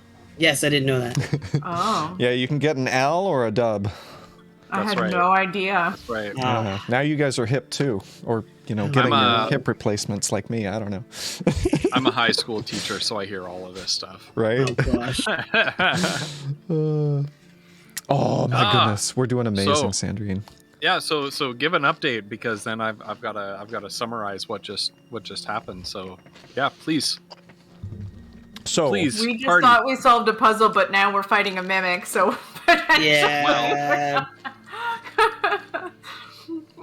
So basically our party is exploring the little multi-faith chapel temple that's built into Count Balian's mansion. They found a secret switch on a statue to one of the gods. As it turns out, the goddess of knowledge and secret information and mysteries had a switch on the back of her head that opened up a passage into a secret Undercroft. They found an animated suit of armor that wherever his spear points, a portcullis will open. But there's a little bit of a murder mystery. Somebody has murdered the original inhabitant of this suit of armor with a knife to the back. And it was apparently a member of his family. And they all gave different statements, which you can see on there. So for instance, Uncle Geralf says Uncle Tam committed the murder, right? And evaluating these 5 statements, they needed to figure out which 3 were telling the truth and which 2 were lying. Now, I will say that you guys actually successfully solved the puzzle. Oh, thank So God. you did get the right answer. Really? That's crazy. Yes. But the portcullis turned into a mimic because my co-conspirators, who helped me design all of the different areas of Count Valian's mansion, Oh my God. they decided it would be really funny if you had to fight a mimic anyway. The penalty for getting it wrong would have been to fight the suit of armor. Oh, Right. shit. Okay, that Okay. makes sense. And then when you Right. defeat the suit of armor, it goes back to its place and resets. Right. So that's My what the goodness. riddle was for But the we raiders who managed just it. came in. The riddle on the bronze plaque set into the platform that the armor is mounted on was 3 of the family speak the truth, while 2 do lie forsooth. Aim the spear of justice true, lest judgment fall unto you. And so the judgment falling unto you would have been getting the answer wrong. Right. Ah, gotcha. Citrus, welcome. Seriously, welcome on in, everybody. Yeah, we're not going to say what the answer is because some of you might be puzzle heads like me and want to try to figure it out. But Okay, well, I'll basically you leave need that. Right. So you're looking Yeah. for 3 true statements, 2 false statements. Exactly. But I will say that Megan and LS Rubin were 100% correct. Oh, wow. LS Rubin, I'm newish to Twitch. I've had to Google Keck W Monk S Sagpog and so many other things lately. Yo, Spiky, Those are I still don't understand any of this stuff. those are third-party add-ons that you can get on your browser to see. Those are extra emotes. So they're Vinyl's got it. So you can check those out because you'll if you watch other streams, you'll see emotes pop up. Like Keck W is that Spanish guy that laughs really hard at his story about paella, which is actually a really funny story if you get the translation to what he's saying in that interview. It's hilarious. But moving on. Well, I was just going to say, so, yes. Sandrine, Citrus, thank you guys so much for rating me. I am now lurking in 2 different Call of Flumps tabs because you guys were the 2 people I was lurking with. So I got to figure out who I'm going to lurk with now. But I really appreciate it. I'm so glad that your streams went well. It went okay. Could have had more energy. Citrus, you're fine. You're fine. Don't worry about it. I'm sure you had a ton of fun. I mean, Woof, you've been playing Elden Ring as well, right? Way too much. Was it? I just had to ask. Was it the explosive birds with the blades on their feet? Oh God. You don't want to know. It's terrible. What the hell? What kind of game is that? Anyway. A Souls game. Okay. So you've got this portcullis mimic. Oh, I need to move myself back. Yeah. You're Thanks. just right there. Yep. And I need to roll initiative. I will reveal the answer to the riddle. There we go. It got its surprise round in. Now it gets to make another attack. Oh so God. Foodle, it's gonna try to Right. wrap its long tongue around you and give you a grapple. So let's see. What is the actual? My God.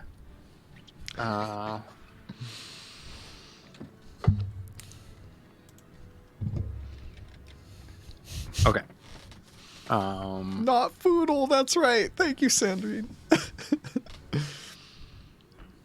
He's precious. Bushneg, thank you for the follow.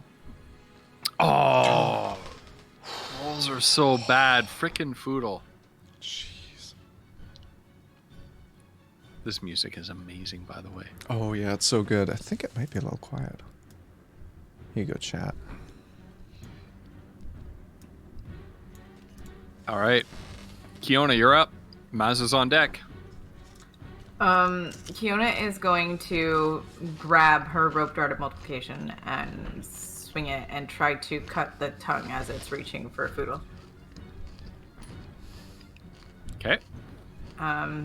She's going to use the triple dagger thing. Great. Okay. God damn it. No. We're all rolling An shit. 11 does not hit. So you whip your rope dart of multiplication out. Were you going for it? No, only the single blade. But the blade. Oh, I was going for the triple one, but it wouldn't have worked anyway. So Yeah, the blade. This thing, despite appearing to be like a stationary object, you've never seen anything like this before. Actually, in all of your adventures and all the weird things you've seen. This portcullis, like, actually the iron bars bend as if they're made of like muscle, and just bend themselves out of the way, and you're completely not expecting it, and your rope dart misses wide. Move action, bonus action.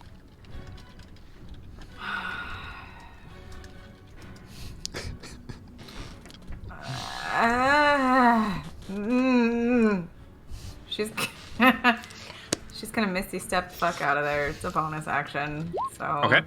she's gonna do that. Okay. And you speak the magical incantations and suddenly disappear in a puff of mist. What? Oh, right. Oh, thank God. Okay. I thought it was maybe a wild magic surge or something, but you meant to do that. That's good. That's good. Oh no, but I do need to roll that. That is true. Sorry, You here. need to roll it. Oh, shit. I shouldn't have said it. Close, but no cigar. It was a 2. Oh. My dice hate me right now. All right. Very small room, Kiona. For anybody who doesn't know, Flutterdye is playing Kiona, a I wild already magic measured this sorcerer. room, yo. So, yeah. So That on was a the roll first of thing I did. 1, when she casts a leveled spell like that, on a roll of 1 out of a 20-sided die, something random happens, which is always pretty spooky. Out of 50 different items. Yes. Mhm. Mazra with Foodle on deck. Is Foodle is he like grappled by this thing, or did it try This to thing is rapidly- like trying to, its tongue is like whipping at him like a giant octopus tentacle or something like that. Okay. Is trying to grab onto him, but Foodle is just like ducking and weaving out of the way. Okay, so so she since Foodle's kind of like in the way and she doesn't want to whatever. She's gonna she can see the creature, right? Even though it's kind of, can she see it from where she's standing? There's light on it. Oh yeah. No, you're Okay. you're within reach of it too. You're within melee Okay, range. she's gonna. Oh, she can attack it from there. Okay. Yeah, Yep. and it can attack you. Right.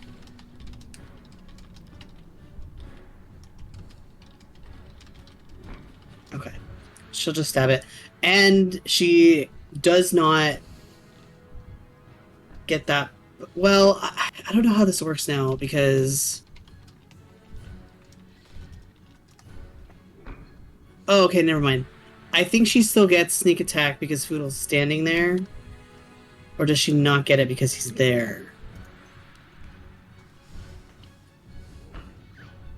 Oh, she does not get the swashbuckler That's what I thought. Okay. ability. Yeah, Right. because he is within 5 feet of it. Right. Okay.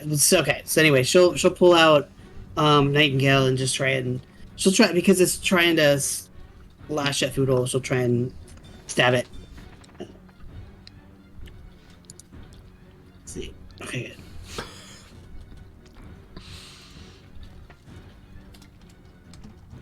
Okay, yeah, 22 hits.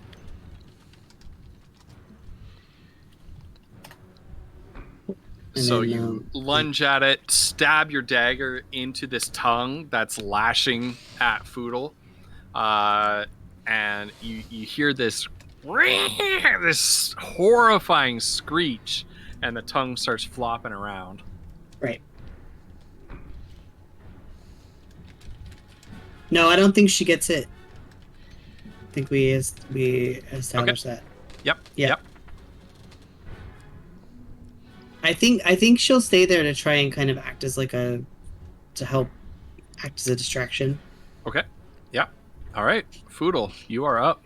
Okay, Foodle is gonna be dodging and weaving, and he's gonna use his full action to try and disengage as he sort of feints one way and then dodges the other and sort of runs back this way. Did you disengage? Yeah, as his main action, unfortunately. Okay. Anyway. All right. And he is going to bonus action reach into Grundlewild's bag of goodies and see what he gets. Oh, God. Here we go. All right, it's a 5. All right, a 5. Open up Foodle. Grundlewild's groovy smoke leaf pouch. A 5. Greenleaf, you cast Speak with Plants for 10 minutes. Okay. You can now talk to plants, of which there are none. Foodle really has a sudden... He doesn't even know where it comes from, but he has a sudden urge to return to the library. And that is his turn. Oh, wait, I gotta make a con save, but that's his turn. 20, so... Okay. Like a nat 20. So 21, anyway. Okay. All right. The portcullis actually detaches itself. Well, hold on. Do these things even have a movement speed? I don't know. Oh, they do. Pardon me. The portcullis, like, actually detaches itself. Pardon me. From the slot that it's held in, boom, on the floor, and then just sort of falls full and like face plants.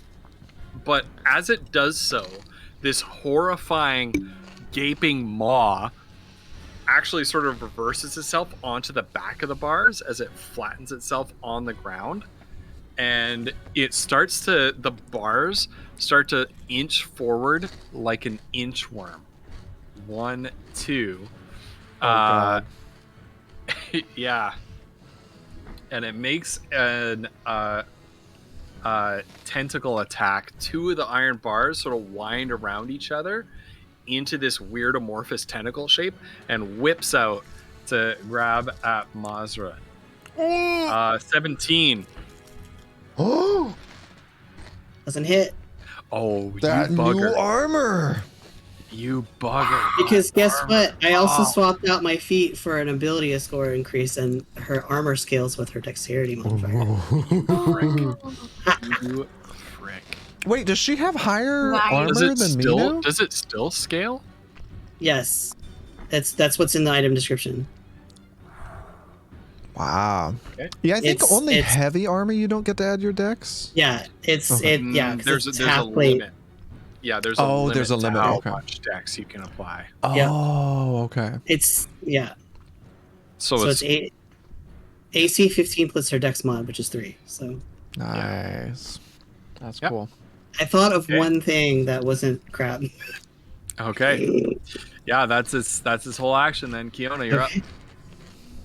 I feel like my only choice right now is to cast Scorching Ray, so that's what I'm gonna do. Oh, yeah. Melt those beams. Oh, shit. Only one of those hit. Well. Actually, 2 of those hit. Mm-hmm. Oh, really? Mm-hmm. Oh, sweet. All right. So that's 30 points. Okay. Now the first, remember on a crit, the first dice are maximized, so that's actually Oh, yeah. a 12 plus 9. Because looking at the first one, it's a 5 and a 6, so we'll make that a 6 and a 6. So it's 12 plus 9 plus 10. That's equals awesome. What? 32. I mean, 22 22. Okay. words. I can't words. You're gonna kill me. So Wait. you. What's 12 plus 9? It's 21 plus 10 is 21. 32. I was right. Are you? Oh. Don't listen. I just God. frickin' Can I clutch move here. B-Chen, I'm an English and social studies teacher. I'm not a math teacher. Look, and I of all teach people, should not be the one that's preschoolers. good at math in this group. Okay? They can barely count to 10, all right? I'm a librarian. Math sucks. All right. And that's that. So yeah, you weave a magic spell. You do like this Doctor Strange thing where like the ring of fire is swirling around, and you throw your hand forward. 3 rays of white hot fire energy leap out. One of them misses wide and cuts off the head of poor cousin Marguerite.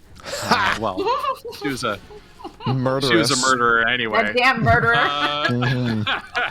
Just melted her face. Foodle says, "Nice shots, all 3 of them." Justice has been served.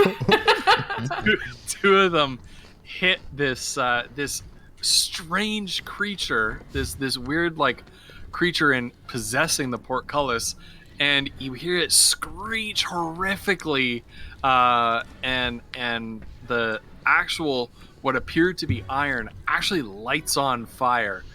This thing is looking very hurt. Move action, bonus action for Kiona. Nope, and I rolled an 18 on the die that time. So. Okay, Mazra, you're up. Foodled on deck. Okay, so she still has Nightingale in her hand, and is always very impressed when Kiona lights things on fire, and then we'll try and take another. That hurt. Yeah.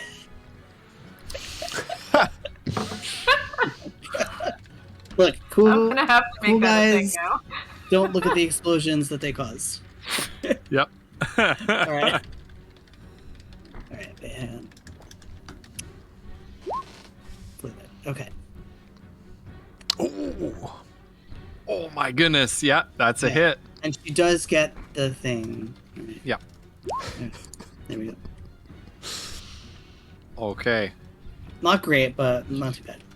Yeah, so you plunge your dagger into this. You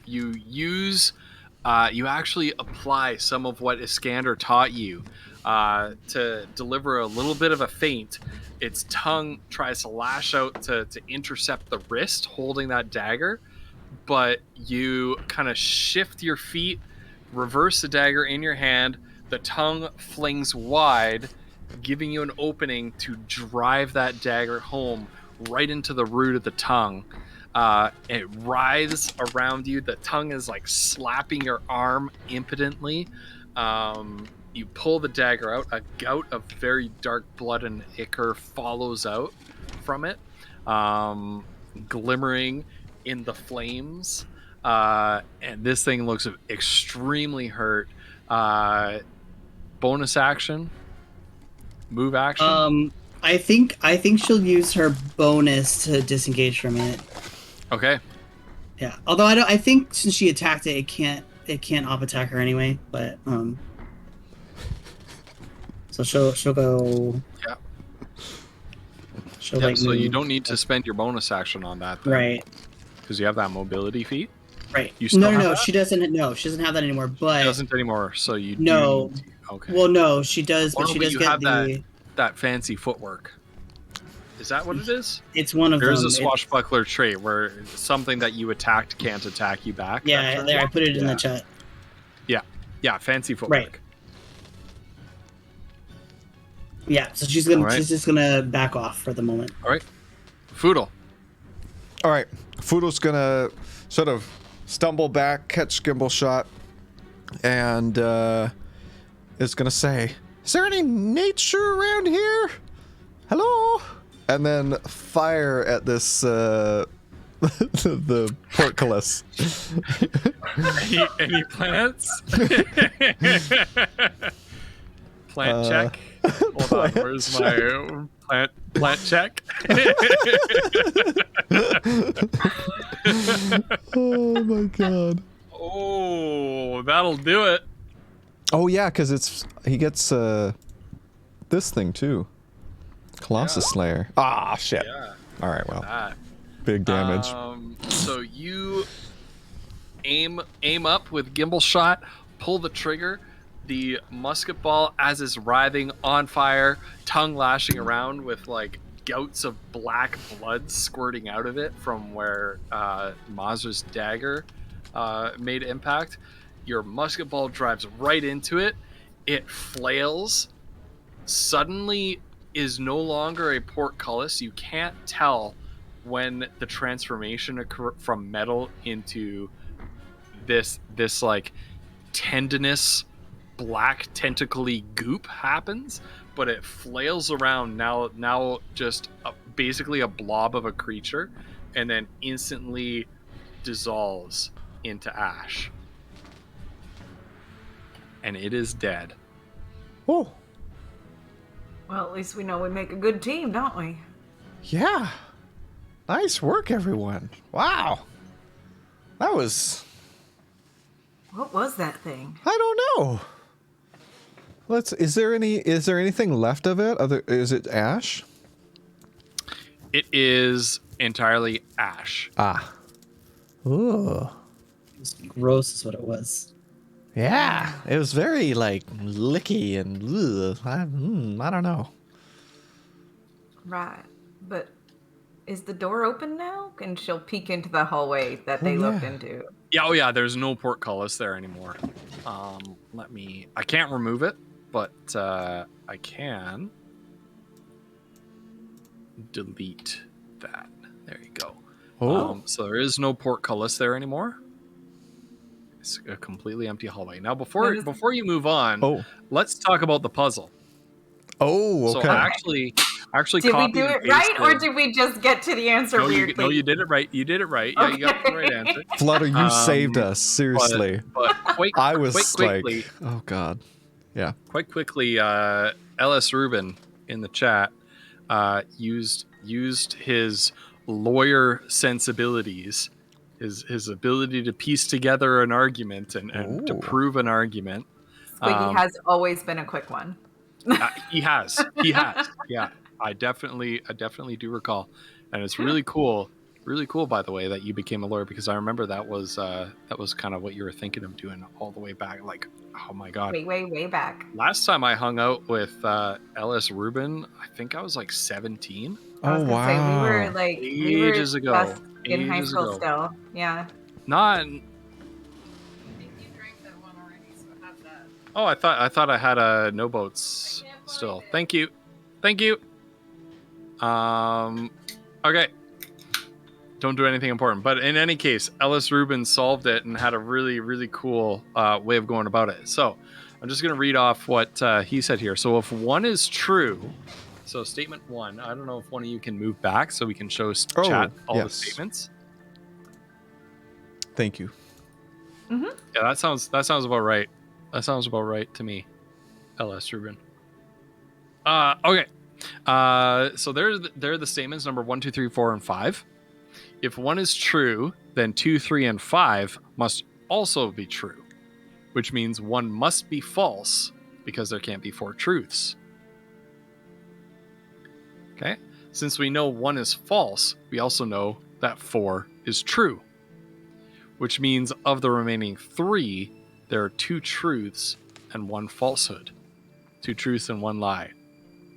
2 and 5 go together. They are either both true or both false. So they must be true because we know there are 2 truths and 1 false out of the remaining 3. Which means we know that 2, 4, and 5 are true and 1 is false, leaving us with only 3 that must also be false. And because 3 is false, then we know that Cousin Maigret did it. That is so much more elegant than my brute force method. Listen, we had to do it the way we did it. There's no way. I can't solve that stuff without methodically going through things and that's... I feel so humbled and wow, that is impressive. Holy shit! So good, yeah. So Megan and dang. So Megan and Ellis Rubin got it pretty much right away. That is nutty. Hold up. Trash says, "What's up?" Yep. This is the puzzle. One of these two of these are false, and 3 of these are true. Yeah, and we're trying to use that to suss out who the killer is. Mm-hmm. I'll give you a moment with that. We methodically went through assuming that each one was the murderer. And then counted how many were true and false out of those statements when each one was the murderer, and we figured it out. This is a delicious barrel-aged cider. Which one is it? I'm hiding. Well, I'm not telling because it's a local one. And if I say, then I'll dox myself. Right. But it's a barrel-aged cider. It's absolutely delicious. It tastes. Have I had something from this place before? No. Oh, you gotta take me there next time. It tastes like a whiskey cider. Almost. You need to take me there next time. Yeah, it's so good.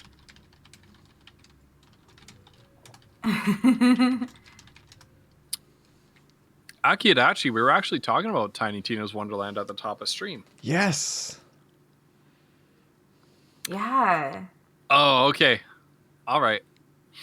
All right. So there's the there's the solution. Yeah. That's Squiggy damn is impressive. correct. That is cousin damn Magret impressive. Is the killer. Wow. All right. So yeah, you guys are free to continue on here. Yay! All right. So As you choose. yeah. Kiona was plowing through the hallway last time. She's gonna, when she gets to the corner, she'll kind of peek around real slow. Okay.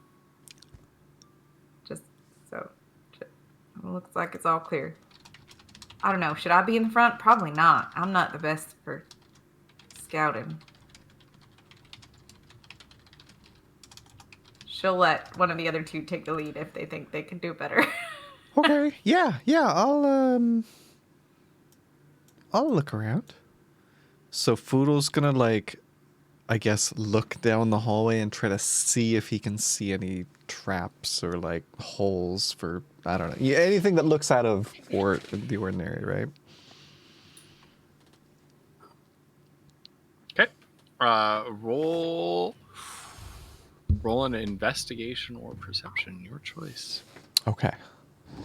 He's just gonna look, so he's gonna use perception. That is 15. Okay. Yeah. Yeah, you don't see anything out of the ordinary, just dark flagstones. There's a layer of dust on the floor with no visible footprints in it. It looks like it hasn't been tread upon in some time. Ghost, did you make this map Is this from on the scratch? list? I made this map from scratch in Dungeon Draft. That's amazing. Because I know you don't make all of them, thank God. Your time is limited. No, I don't make all of them. But So I made cool. this one. I made this one. Oh, nice, yeah. And I made this one. Dragonborn. Oh, this one was great. Yeah.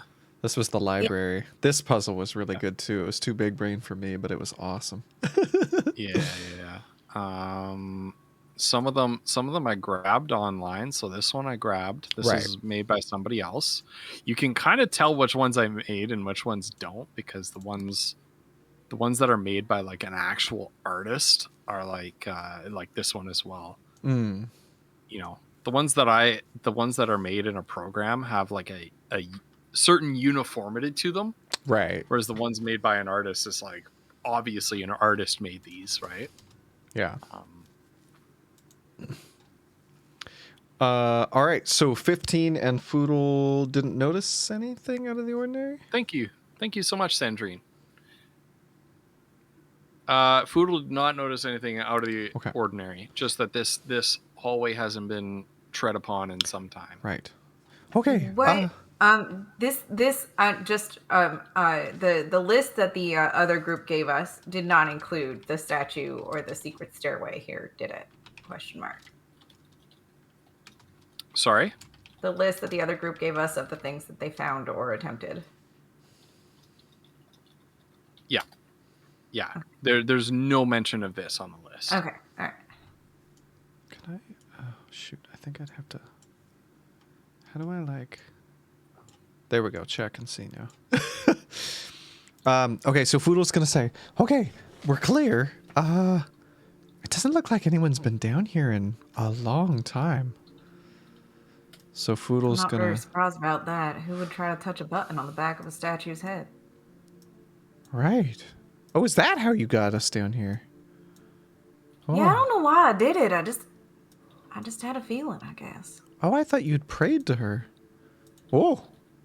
Well, no, she was just very interesting to me. What did you see? There's like a bunch of candles and a statue and. All right, yeah. And so what you see is that a room with different sort of display shelves, marble busts on them, candles, and then a large statue of a human woman surrounded by candles.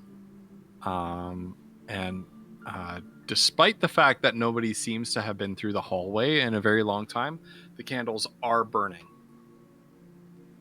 Wait, the candles are lit. Is there another way in here? Hold on, you guys come take a look.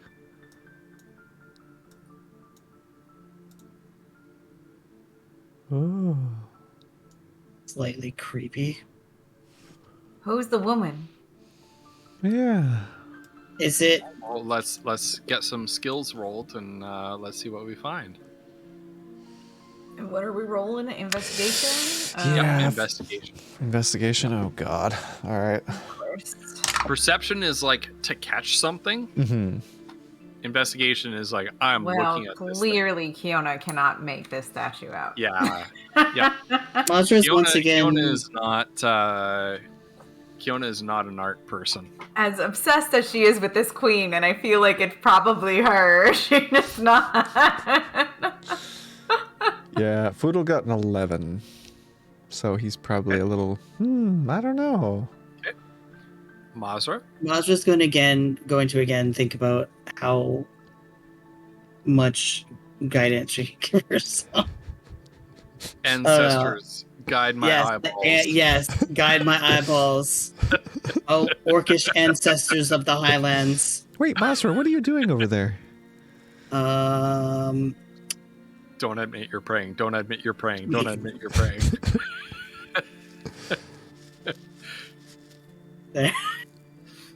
A 30. 30? What the actual fuck? Like, what is a DM supposed to do with a fucking 30 on investigation? Not only do you know who this is, You notice that the statue is exactly 123 years old. And you actually know the sculptor who sculpted this. Oh my god. I can feel Granddad squeezing my eyeballs.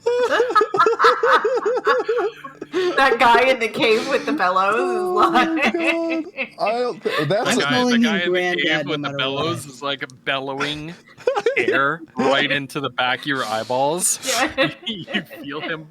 You feel like your eyeballs like actually straining against your skull. They're inflating so much. Holy crap. I think it's fair to say that that's our first 30 in the campaign. Holy shit. It is. It's rogue, like expertise. It is. Yeah. Is what it is. You've got expertise. You've got guidance on it. It's your Damn. highest stat. Like Yeah. Wow. citrus.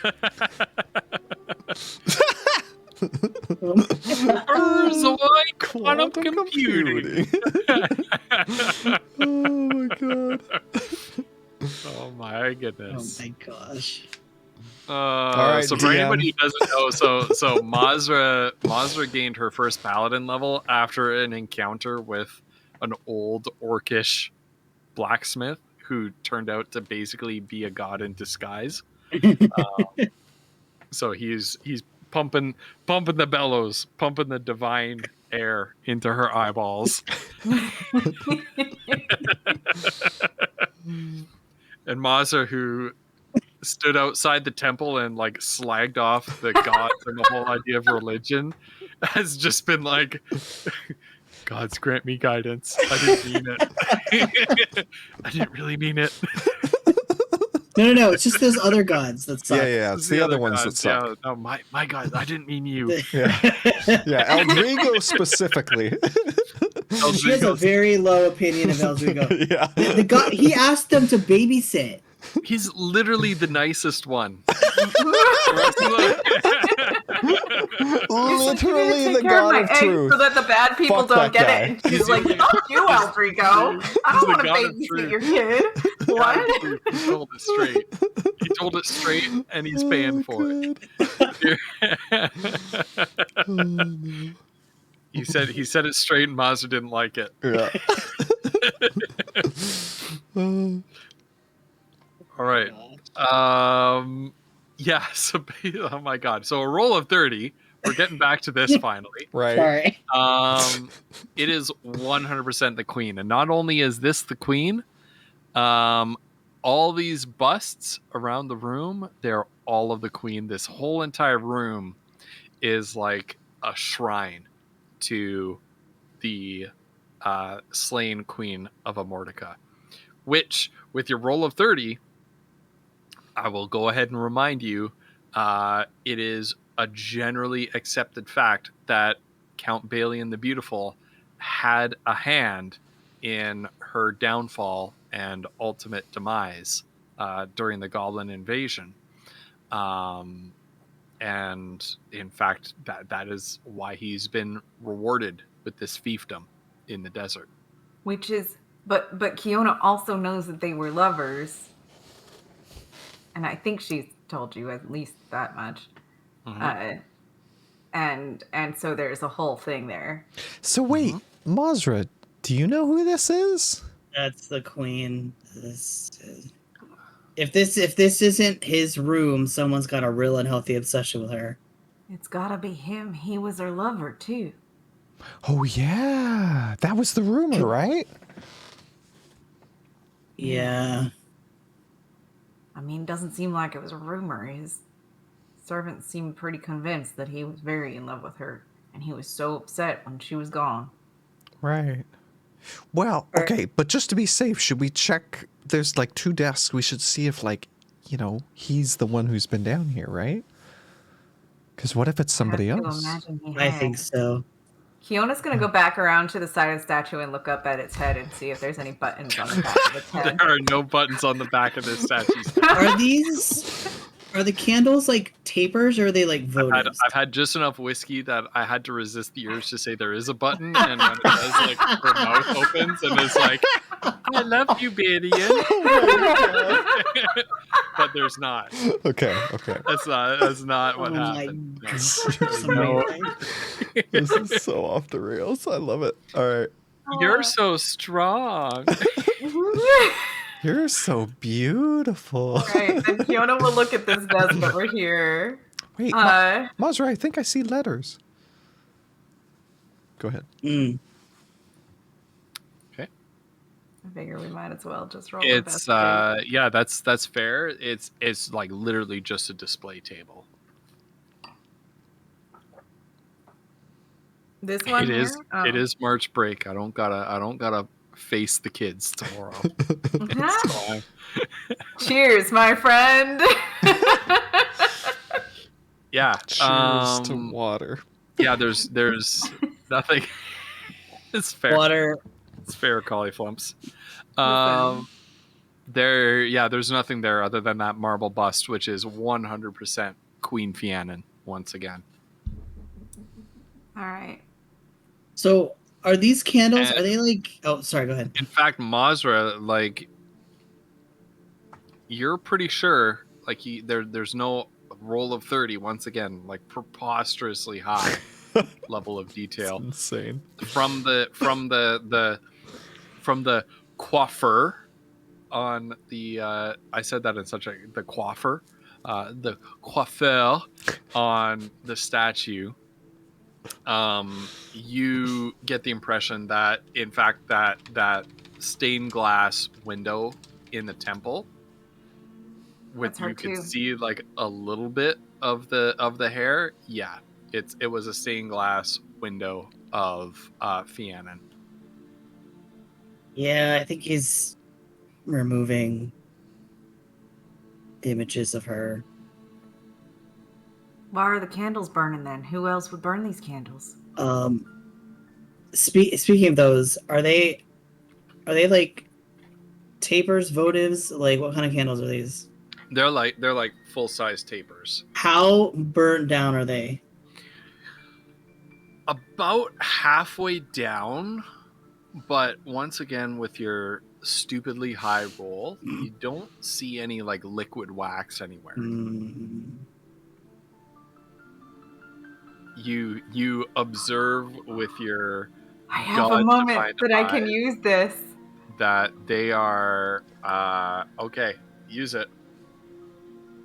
Kiona's gonna walk over to. Are you gonna say? Is Monster gonna say anything about the candles? She's observing, so go ahead. Yeah. She's gonna walk over to the candles and she's gonna like look at them and she's gonna look up at the statue and she's gonna look at them and she's gonna be like, you know how you like run your fingers through like the flames of candles and stuff like that because you know it's like a weird thing you do.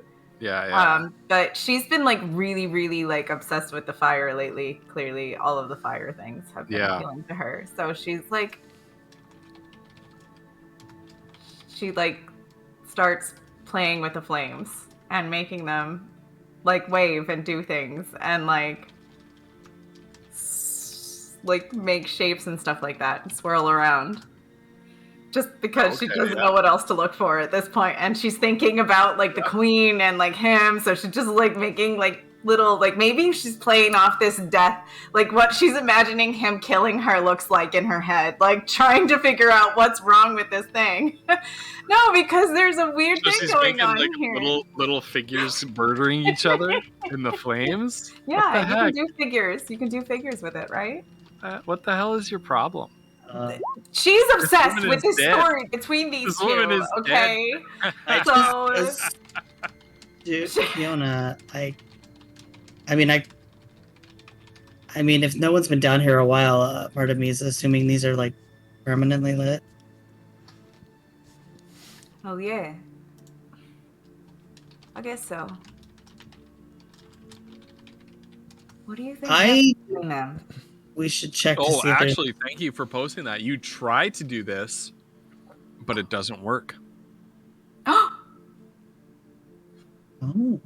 okay. Well, then she wouldn't notice it doesn't work because she doesn't know she can do it really yet. Okay, cool. Yeah. So you're kind of waving your hand over it. Yeah. And the flames don't do anything. You have the urge to do something. You feel that little like. I feel like I'm trying to do in your something chest, with them. and you're trying to get answers from the flames is what I'm trying to do. The flames aren't giving any answers whatsoever. I don't know. Do you think?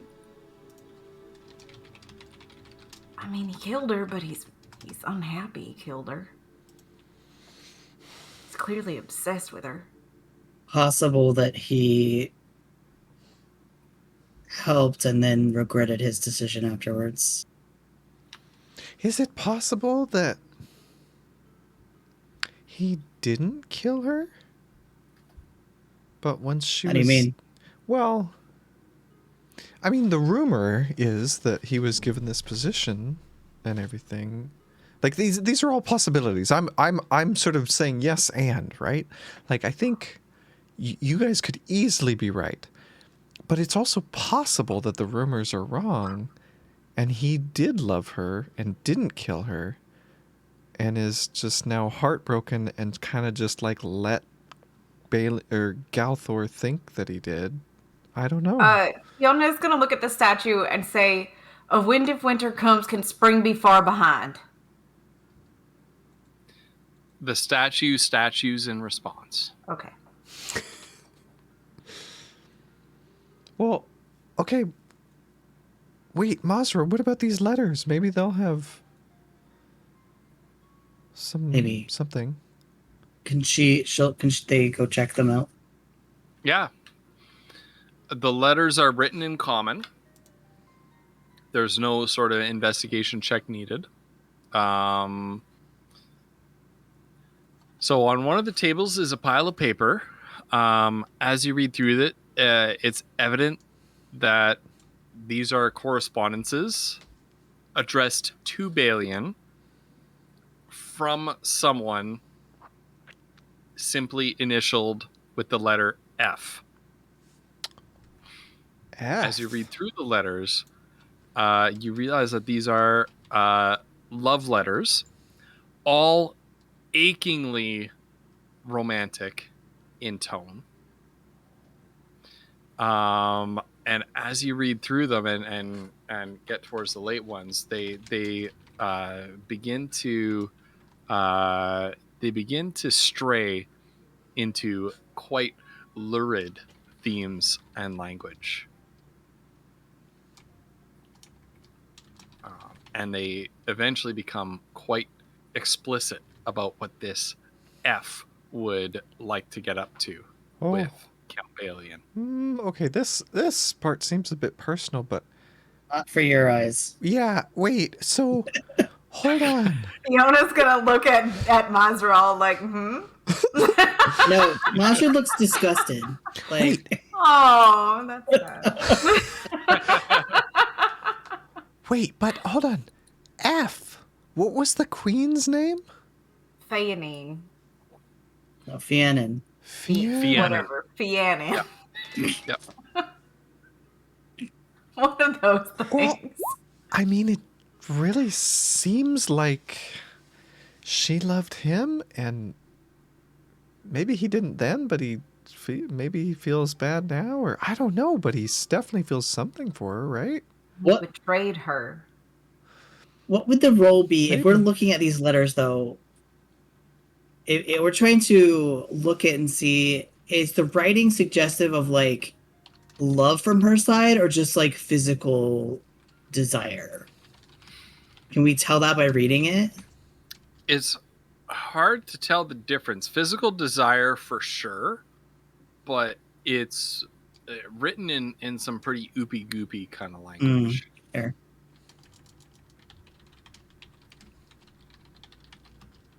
I think he might regret it, but he definitely did it. Why else would he make a whole shrine to her like she's some kind of goddess? Well, if he didn't kill her, he would have to keep this a secret, right? Because he can't let Galthor know. Maybe? It's possible. I don't know. I mean, he may have. We don't know for sure. But I don't know if it means that he definitely did. I think that's the crux of what we need to figure out is, did he do it? And if he did, why? What was the password to get into his room? Oh, I wrote it down. Hold on.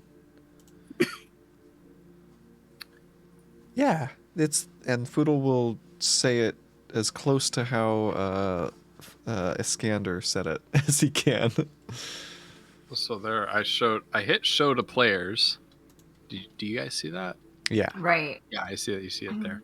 So that's the Elven. And it meant the ugly looks beautiful to the one who loves it. That's what Iskander told us. As close as he could get. Yep. The ugly looks beautiful to the one that loves it. I wonder if he knew that he was the one that betrayed her in the end. Maybe she's it. Hold on, I have a thought, but I want to see if Foodle has this thought. Oh shit, that's all my dice. Hold on. Intelligence check. 17. Okay. Yep, Poodle has that thought. What if... I've been thinking this whole time that you know, the beauty... And maybe it's both. You know, the ugly looks beautiful to the one who loves it. But what if that's something that she said to him? And it's now like the thing he says to enter his bedroom. Like, he's definitely still in love with this woman, right? Like, what if he wears the mask because, like, he's Bailey and the Beautiful because she thought he was, not because he's some hunk underneath that. You might be onto something there, Foodle. But then what does that mean? Does that mean that her love is his most treasured possession? It's possible. What if it's his memories of her? Something in that vein, surely. Right. I mean, if those are our suspicions, we could just say them. Apparently, we'll get no penalty from just trying things out. Hopefully. Right, but I feel like prodding about the queen is not a thing that will make him want to... Right. I assume this will be a very touchy subject with him. Right. I mean, based on that hallway, no one's been down here in a long time. Although I still think we should look and see if there are any hidden entrances anywhere down here. Agreed, because the hallway makes me think one of two things. Either... But the candles are lit. I don't know. Either Balian hasn't been down here in a long time, or he has some other way. Yeah, maybe. Yeah. But he might have some other magical way in. Like, Kiona, you're always, popping her all over the place. Like, maybe he has something like that, a secret magical way in. He might. Possible. I mean, I feel like that thing we fought out there was just another one of his little games. Oh, you think? It certainly is an unusual thing to have there. Yeah, it's like a security system almost. Like something to keep intruders out, right? Right, but like his statues in the garden are. We got past them too. And he knows people get past them. Right. Well, but... He puts things here that he knows people can do. Well, but these ones, I mean... Like, what if... I think we got it right. What if we had gotten it wrong? We might not have survived. You know what I mean? Like, I don't know what that fight would have looked like. If there was a fight, what if the room just like he made it us? So that somebody could pass the puzzle. So somebody could get past here. Well, possibly him, right? Or you're thinking this is all part of the game. The guests are supposed to find this. That's what I'm saying. And he's watching us right now because he saw us get past it like he did in the garden. Oh, yeah. Maybe. If so, hello, Balian. Hopefully we didn't do anything too horrible.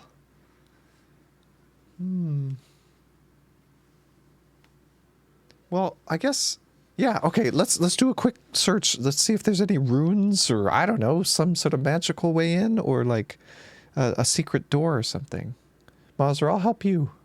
Or wait, actually, Kiona, I'm going to help you. I'm always helping Mazra. Mazra, you can touch yourself. Don't think I haven't seen that. All right, Kiona, let's check this side. All right. Foodle's going to roll an investigation. Actually, no, Kiona, you roll twice. Foodle's going to assist you. Where do you want to start? Oh. I'm not good at it either, though. I know, I think we're both shit, but you can roll twice. How am I supposed to continue? Oh, I got an 18 on the first roll. This is good? This is good? My goodness. What are you investigating? Oh my god. If there's that possible way that magical way somebody could get in out of the room. I mixed up two words. I'm sorry. Sometimes it happens. Or like levers or secret buttons or you know what I mean? Like we're trying to see if there's another way into the room on this side of the room. I think we've all been thrown off by what Foodle just said to Mazra. Foodle didn't think anything of it. That just you see a bunch of you see other portcullises. I don't know if have you been down far enough to okay. You might not be able to see them because of the way dynamic we can lighting see them. has to work. I can see them, yeah. But yeah, they're every corridor has a portcullis at the end of it. Mm-hmm. I think this is just the way in, Foodle. I don't think that anybody's been walking through here lately unless he can fly. Okay, but what about like runes on the ground, like teleportation or something, right? Magic is a thing. You don't see any of that. Oh, okay. You don't see any of that. I think he doesn't come down here because he can't bear to see her. He destroyed that thing and he destroyed the stained glass and probably that painting in the library was her too. He did something. Wait, you think there was something up with the painting? I thought it was just like a white canvas. I don't know. I don't know for real, but I'm feeling that everything is about this lady. One of you rolled an investigation check on that painting and discovered that like the paint on it was so thick that it was white paint painted on top of an existent painting. Oh, so you think that might have been a painting of her? Yeah. It is sort of a theme, I guess. And we found that picture of her in that book that Mazra copied. Right. So wait, then what is his most valued treasure if he's like trying to not think about her or see her then? Maybe it's something that erases his memory. Just, I also have a thought too. Do we know for sure that he's the one doing this? I mean, like making us do all of this stuff? No, I mean, like the shrine and everything. Do we know that it's his, or could it have been someone else, the staff, or? I feel like it has to be him. Here's an out of character question for you, Ghost. So the hallway looked like no one had been down it in a long time. No. Does this room look like, other than us having walked around in it, does it look like the same? Give me a perception check. Okay. That was what my investigation was about, though, wasn't it? Like looking around this room for ways to get in and out. Wouldn't I have noticed? Yeah, so everything looks, basically there's a uniform layer of dust everywhere. The only potential sign that somebody may have been here is the lit candles around the statue. But they're not dripping wax, so it doesn't look like they ever go down. Wax. Yeah, if that's the conclusion that you reach from that.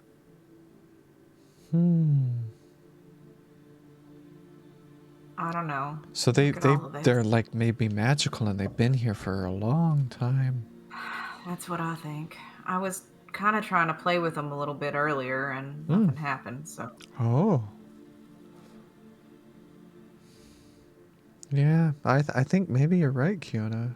I mean, either he did kill her and feels awful for it, or he didn't and misses her or missed her. Huh. Right, but the question is his memory of her something he prizes or something he hates? Yeah. I mean, he did smash that window, and if you're right, he painted over that picture. Right, but he's clearly still obsessed. So is that... Is he still obsessed, or was he, right? I mean, look at the dust. Right, well, maybe no more. Yeah. What was it was find the most beautiful treasure is what we're looking for. I'll be honest, I don't know what to make of any of this. I've never felt like killing any of my lovers or like paramours. I don't know what's going on in this guy's head. Of all the how many that you've had? Stefan, you don't want to kill Stefan? No, Stefan's wonderful. I think Foodle is so easily shippable. But maybe he did it against his will. Maybe somebody took control of him to make him do it. Right. Yeah, we don't know what kind of hold. We don't know how it went down, right? Yeah. That's a huge we gap just have in our rumors. Knowledge. Yeah. I don't know that he's going to tell us. We need to find out, like, who was there. I think we need to go to his room. Yeah. I think we should try talking to what's-his-face. Who, the main Mansley. guy? Baines? Baines? Yes, that's his name. Yeah. I don't think Baines is going to tell us anything. We can at least try. Yeah, it's worth a shot. I suppose so. Plus, he's got my thing. I could see him in the morning. The hide. I wonder if we could just overhear him saying something to somebody else, though. Okay. All right, well, Fudo's gonna look back up at the statue. It's kind of weird. I need some sleep, to be honest with you guys. Did we say Fiannan? Fiannan, we're gonna figure it out. Yeah. For you, I think, at this point. Yeah. That's a good point. I'll be honest, I wasn't too concerned, but figuring out who killed her, that would be nice. Yeah, I just want to know what happened. Yeah. I didn't Telling at the first, truth about but somebody, right? yeah. That's always good. Yeah.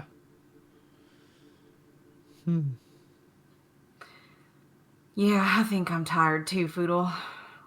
Okay, well, I'm going to do one thing before I go to bed. If you guys want to come with me, you can. I haven't talked to Narcissa in like a day and a half now. I'm going to go check on her. You have fun with that. I think I'm going to go take a bath. Okay. Masra? Here, I'll go with you. Okay. Kiona really, she tried to talk to Narcissa and she didn't, and she just I remember that. Very fed up with the whole notion of this plant that talks to Poodle. Yeah. Wait, can we get out of here? We could probably just go back the way we came, I think. Well, didn't that big one close behind us? Masra, you're coming, right? Oh, yeah. Okay. All right. Oh, I think it did, but did it open back up after we got in here? I don't know. Masra, you've got the torch. It didn't open back up, did it, Ghost? Did it open? Yeah, so as you walk back, the suit of armor pivots on its pedestal to follow you, and when you all approach the initial portcullis that you pass through, it opens. So when it moves away from this one, there is no portcullis there anymore. But when it moves, when it follows you, it kind of follows you like this as you move up. As soon as it kind of faces this way, that portcullis opens back up, giving you access to the stairs. All right. We go back up the stairs and go our separate ways, I guess. Right. There's one See you last back in the thing. room. Okay. All right. Bye, Kiona. Oh, Before you leave the temple? Yes. Just Call before you? we Okay. leave the temple. Okay. Foodle, and this is going to take just a moment. Foodle's going to walk over to the statue of Eldrigo, and he's going to sort of like look up at it. What do you guys hear? Oh, perfect. And that's this one right here. And he'll sort of look up at it and say, hello, I'm Foodle. I don't know much about you, but I know that you're very important to Goldrill, and I just wanted to ask that you really keep an eye on him. Watch out for him. Protect him if you can. If he's in trouble, send help. Okay. And the statue of Eldrigo statues in response. Okay. Thank you. And then Foodle's going to turn to Kiona and Masra and say, okay, I think I'm going to go say goodnight to Narcissa. I'll see you back at the room, Kiona. okay. Have fun. And Kiona will swing by that statue and kind of give her a little pat on whatever arm or But I don't know where if she could reach up around the head of it, so I guess it's like the shoulder and be like, thanks for that. And can continue her way out the room. All right. And the last thing we're going to do tonight, we're going to pop over to the library to where Narcissa, the vase of flowers, is. How long does that smoke leaf last? Do we know? That I don't know if flower it's still should going. be dead by now. It's What? 2 days. Well, Well, 2 hold on, days. Come hold on. on. How many days? I've got something planned. Okay. You just leave that be, Flutterdye. Okay, all right. Okay. Who else is there? Mazer's there too.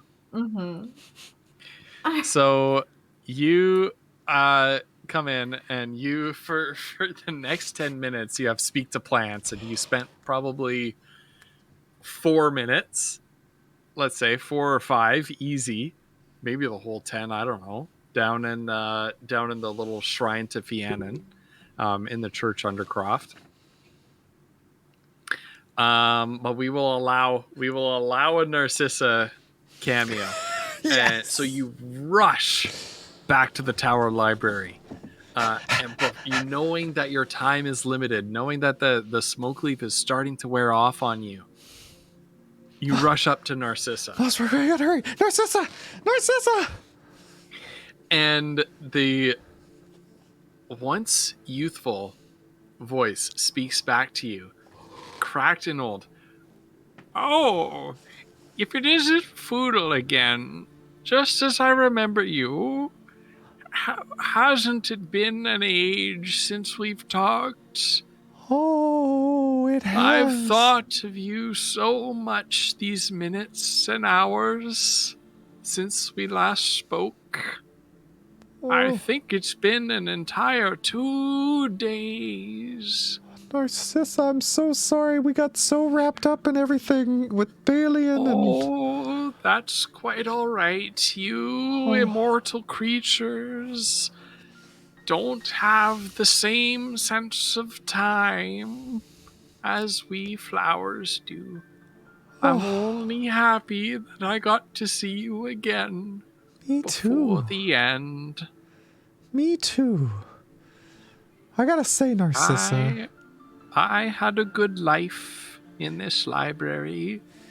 During your life, did you ever hear the challenge that, Lord Balian put forward to us? Well, yes, when you told me about it last time. Oh, yeah. Okay, sorry. I'm a little high right now. I understand. You were high when we first met. Do you remember that night? I do. It was so long ago. I'll never forget it. I was going to say, Narcissa, if I were Balian, the answer would be you. Oh, you're so sweet, you young rapscallion. You're the most lovely, beautiful thing in this whole place. Oh, you make an old woman blush. Well, I was going to ask you, last time we were here, it was sort of your first day. Have you noticed anything that happens regularly in the library or no? Well, the methods come about. I got to know that charming Ringo fellow. Oh. We had quite a fling back in the day. I believe that was this morning. Oh, well, good for you. That's amazing. Well, I guess... also got the chance to tell that bitch Kiona what for. Oh, did you? She came and said hi? Oh, she did. And I told her, apology not accepted. She was, touching all the things, wasn't she? She had her hands all over everything, that skank. Well, I guess, has there been anything odd at all with the painting? And Foodle's going to point over at the white canvas. Like that one in particular? Well, now that you mention it... Oh, sorry, I nodded off for a second there. Oh, Doing you're that okay. a lot lately. That's okay. Now that you mention it, when the moonlight shone through the window, it showed a picture of a reasonably attractive human woman. Reasonably attractive in a conventional human sense, I suppose. Oh. Nowhere near as attractive as me, even in my old age. Exactly. Oh, you charmer. Woo-hoo-hoo-hoo. Well, Narcissa, if there's anything I can do for you, I've got some water here. I would love some water. Oh, okay. And Foodle will unstop her and pour some water into the vase. Oh, thank you. You make an old bouquet of flowers very happy. Narcissa, I know I've asked a lot of you, but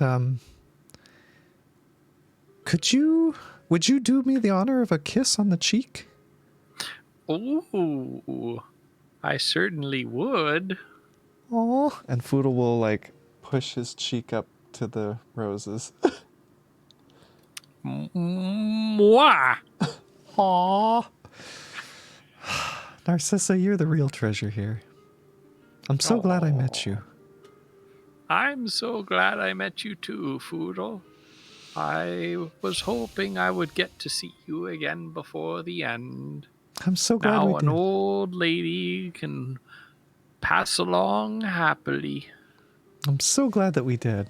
Narcissa, it's been a pleasure knowing you. The pleasure has been mine. All right. I gotta go. Now, I want you to give that Mazra a message for me. Oh, okay. Mazra, she's got a message for you. Repeat every word after me now. Of course. Keep your hands off Foodle's cute butt. Wait. What? And then the spell ends. Wait. Narcissa, what? Mazra has to be like the most like what? Okay, I like the idea that she's been standing there only hearing him talk to the air. Oh yeah. That you can't hear Narcissa. Yeah. Okay, I swear to you, that's what she said. Foodle, I'm not touching your butt. Okay. All right, that's good. Because that was better not. Something that Fiona and You better Mazra not, you hoe. commiserate on because this flower is clearly not talking to anybody, and Foodle is making shit up. And like, Foodle, how much of that did you smoke? This is the best spell in the game. It was only my fourth one today. That's not. I mean, come on. And okay, but that was a dying woman's last wish. So no touching my butt. Of that, I can assure you, I will never do. Okay. Thanks, Mazra. Oh, I'll miss you, Narcissa. We'll always have these 2 nights together. All right, well, I'm sleepy. You sleepy? It might be the smoke leaf. Yeah. Okay. All right. Seeing some weird shit today. By the way, as they're walking back out, one thing, I asked Narcissa if she'd seen anything strange that kept happening, and she said that white painting, and Foodle will point to it, it's like when the moon shone on it, correct me if I get this wrong, Ghost, when the moonlight would shine on it through the windows, like a lady would come out of it, like a really beautiful lady. I mean, not like The Ring, but Right. Like she seemed maybe serene and not like, like an evil ghost. I don't even know if she was a ghost, but like no, a figure. not a ghost comes out of it. It no, shows. she It saw reveals. a woman in the painting. It reveals. Oh, I see. Okay. Yeah. No, that's what I mean by not like the ring. Gotcha. Okay. So yeah, Narcissa saw a beautiful woman behind that white paint. Do you think? I could assume it's the queen. It's gotta be, right? Right. And they make their way back down to the room. Mm. Kuna, I think you were right. Narcissa, I'm not going to say what she called you, but she wasn't a fan. But you were right about that painting. She said that there was a lady behind the white paint. Kiona thinks when you said she wasn't a fan, inside of her head, she says the feeling is mutual. And she... Oh. Huh. That's interesting. Yeah. I think you're right. So he Foodle's... is obsessed with her. I mean, it really seems like it, or at least was, right? Foodle's going to pull out his journal and write down, we need to get into his bedrooms, his private bedrooms. We have to find out what happened. Yeah. Should we involve the other group? Do you think we might need any help from them? Did Foodle get a sense from these people that he met of, like, their prowess in battle, if they had it? Like, did any of them talk about, like, fights they'd been in, or... What do you mean these people they've met? Oh, right. The other group. The people across the table from us, the ones who lost the maid. Insight. Roll a retroactive insight check. Okay. That's a nat 20, baby. Hold up. Let's add it. I think it's 25. Anyway. No. It's way. literally a nat 20. Oh my Vinyl, you're gonna goodness. come take a look. Oh my goodness. 25. Yeah. Okay. You had kind of sized them up over the course of the last couple of meals and talking to them.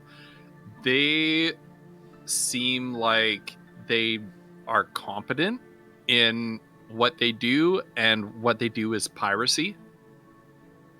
You don't get the impression that they're quite up to your level. In fact, if you were to give them a level, you would say it's probably around 3 or 4. Mm. So Foodle's gonna sort of think back. I don't know, didn't they say they were pirates? Like, in general, pirates, they want to threaten a lot of force and avoid fights, right? Like, they want to live to retire. I didn't get the sense that they were particularly good fighters. I mean, they can hold their own, don't get me wrong, I'm sure, but... And I think the goal is not to fight in there. It's to get in, look around, and get out. Yeah, Well, maybe the last stealth is person the that way. went in there is dead, so I wouldn't necessarily count on that. Well, I would keep it to just us if possible. Well, do we know that he died there? We found his bones in the arboretum or whatever. He found out that password and then he was dead. Yeah, so maybe that's what got him killed if somebody found out, right? Like, maybe he never made it. We need to but be yeah. careful. Yeah. I wouldn't bet that there's not something that is going to be really super dangerous in that room. Yeah, we'll need to prepare. Well, let's get a good night's rest. Okay. We also would have at dinner, and I forgot until because we were talking about it last time, had Bailey send a message to the boat hoping that it could stay an extra couple of days waiting for us. Yeah, was that possible? Yeah, this was your time limit, hey? Because tomorrow would be the day that it would leave. Yeah, we'll say that you did that. Yeah. Okay. Yeah, and Bailey graciously agreed to have a message sent to your boat. I just wanted to double check that we did that. Thank goodness. And in fact, Balian even offered to pay. So along with the message went a little purse of gold coins to pay them for their trouble, to kind of just hang around. Interesting, cool. Kind of reimburse them for the lost revenue of taking an extra day or an extra day or two to hang around here rather than running cargo. I really want to like this guy, but I know in the end he's going to end up being a real jerk. He's such a great character. I love I him know. and I hate him and like, oh, Damn it. so good. Yeah, you and your fog. Yeah. Oh, man, that freaking smile. Oh my god. I wonder what the angle is. Seriously. All right. Well, unless there's anything else you guys want to do before sleep, Fudo's gonna, kind of collapse on his bed in a bit of a stupor. Yeah. It's time. Fiona had her bath and she's feeling nice and relaxed. All right. Mazra? Then, why don't we end it here for this week? You all tuck into bed and have a good night's long rest. Yes. Okay. And that is where we'll end it. And I recover all of my sorcery points. Heck yeah. Did we? And my wand Now, of lightning don't bolts you- is full.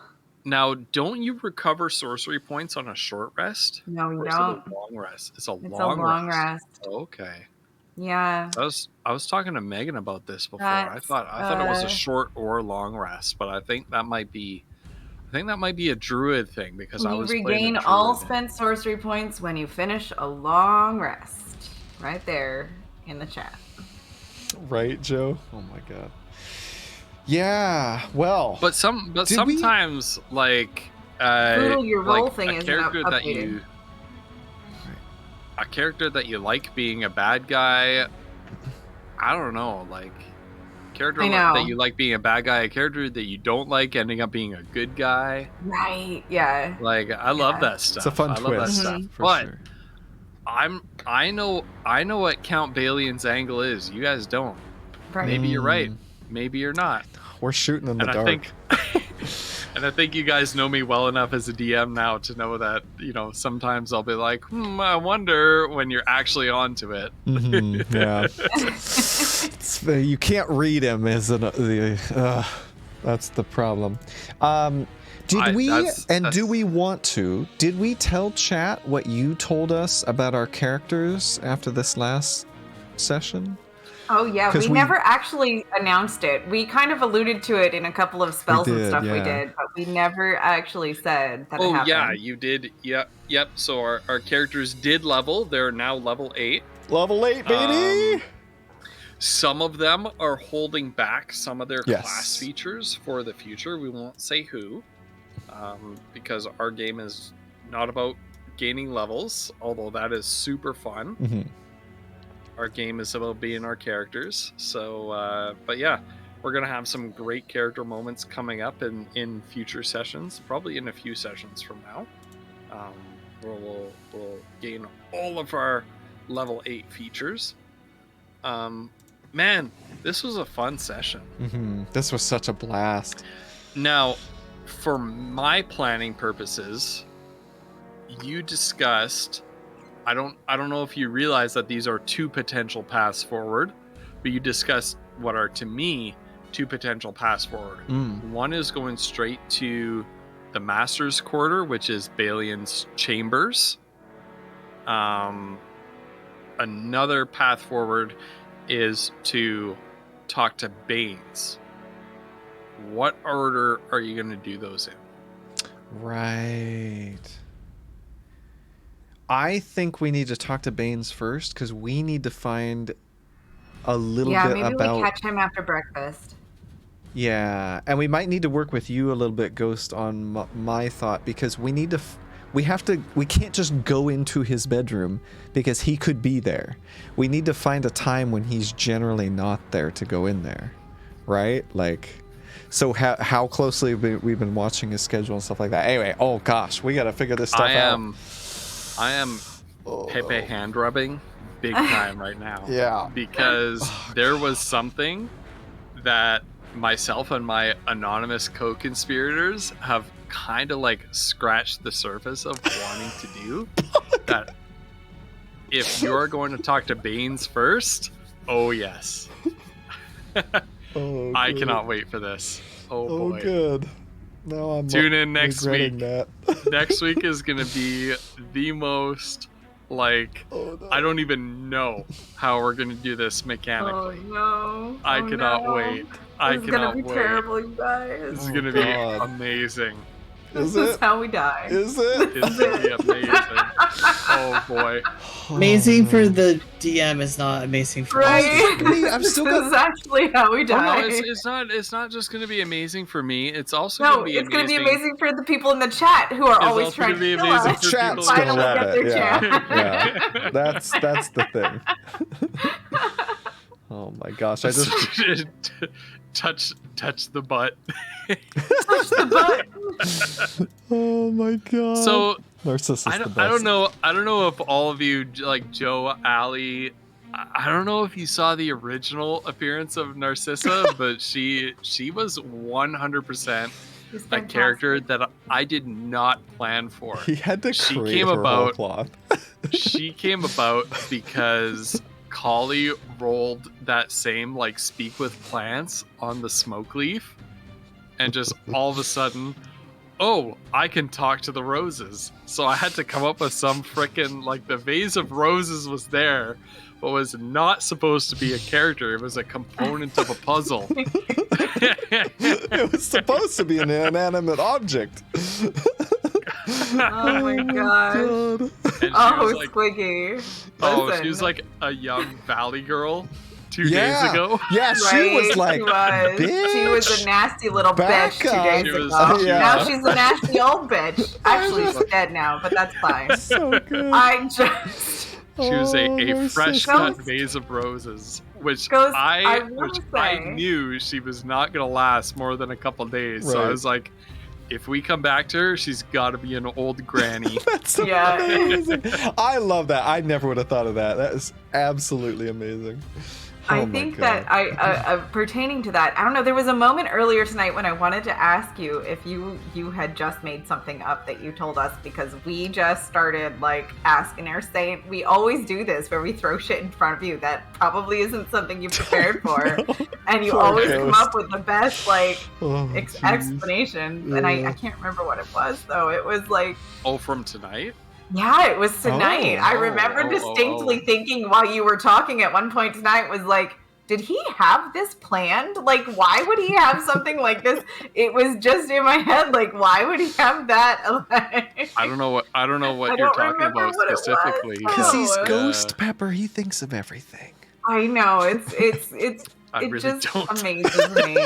Especially not He's the a shit that teacher. the He's good three at of us get bullshitting up on the to. fly. Yeah. Right? Oh, God. Right. Oh, I will goodness. say my notes have become blessedly more brief. Like Mm. my notes for the temple are only a page and a half, which is Right. good That's because I've been torturing myself with too much. Oh, Here's- Joe. Joe, thank you so much. That is So I don't- incredibly generous. Joe. I don't know. you I don't know who is there. I don't know who might have watched the VOD of it. I don't know if it's been released as a Beardy Bunch episode, but I hosted. Were you the special guest? No, I was Oh. a special guest on Beardy Bunch where I GM'd them through a game of Made RPG, Oh and yeah. I had to make up a chef named Fergus McAngus for Jay Chili's character, Oh my who was he was supposed to be God. he was supposed to be like a Scottish character because he was like supposed to be Gordon Ramsay. That's what I had in my notes. Is that Amazing. because the whole setup was that the players were 3 streamers who went to a streamer island. There's oh god, you've got to listen to the episode if it's So up. funny. You have the VOD on YouTube. Can you link the VOD in chat? Because Oh yes, please. the Winds of Chaos players, you need to see it. It was an amazing game. It's Yeah. incredible. But this character, Please do. Fergus McAngus, was likewise a completely off the cuff. I did not plan for love Fergus interest McAngus. for Jay Chili's Fergus character, McAngus. and I won't Amazing. spoil what kind of character Jay Chili was, but it ends in a hilarious way. Oh gosh, Amazing. that sounds The whole fantastic. thing, because like a made RPG is supposed to, and like Cauliflumps, because we did that for your my birthday, goodness, made yeah. RPG. Oh, and we didn't even get to I know. who's my character. Well, you were. You're I like think the I have it pirate. written down. I was a pirate, yeah, Yeah. because I was like, yeah, Oh when my when God, it was yeah. you guys, but when the master was there, I was like, oh, hello, master. Frick, I had this- this whole like sob this story bastard. going. No, it wasn't Cinder. No, that was not Cinder. Oh my god. Yes, I told Megan the truth Thank of the you, Joe. character behind the scenes. Oh my god. Because it was like a confluence of things about his character where I was like, how do these things link together? It says the And, video oh is my private. No, God. It's private. Joe. you gotta mark it as not private. I forgot what the character's name was. Yeah. That's so funny. Oh, That was a Joe. lot of fun, Megan, by the way. Thank you so much for doing that on my birthday. There, Megan spilled the beans. Yeah. He was an Oh, orphan who was brought up in the cult of the Kraken. And he was like the bad end version of the visual novel. If he seduced the master, he was going to seduce the master to worship this eldritch god, this eldritch Kraken god that he was serving. Oh my god. Man, I played that made RPG one shot on your birthday. I played that to win. That was like the Yeah. most competitive I've ever been in my Dude. life. You were yeah, that was the most hardcore I've ever seen you, like competitive wise. Like, oh my Oh my word. god, like I'll play I was not Halo and be prepared. like, Yeah. my KD ratio is like 1-20, whatever. That game, you That- were in it to win it. that You were like, made RPG. I'm like, no, I'm seducing the master. yeah. That was so fun. Oh my god. All right. Well, man, I hope you guys enjoyed this. This is sort of, this is a little bit of what we tend to do after the stream anyway. So it's kind of like Right, pulling the curtain right. back. Yeah. We tend to just chat about the game and goof off. Hopefully you guys enjoyed that. And I hope, I know Ratlord Ali said that you enjoyed the session. I'm so glad. I know there's like a lot that you don't know in our past, but like, I'm so glad you guys enjoyed it. If you're interested and have a lot of time, we have VODs, Yeah. but it's a lot. Yes. One thing we are working on, and this is something that we're sort of shooting for in the future, is because of some of our viewers' incredible generosity, we are working on a world anvil. It's basically going to be like a mini wiki for the campaign, so that, you know, people can see like a summary of the campaign, just, you know, very brief, the highlights, and character sheets and information about our characters and stuff like that, and the places that we visited, the things we've done there, that sort of thing. So should be pretty fun. It is a completely. Everyone's- We're all trying to Hold on. think of like, Oh my what goodness. maybe there isn't you. Command- No, there is one.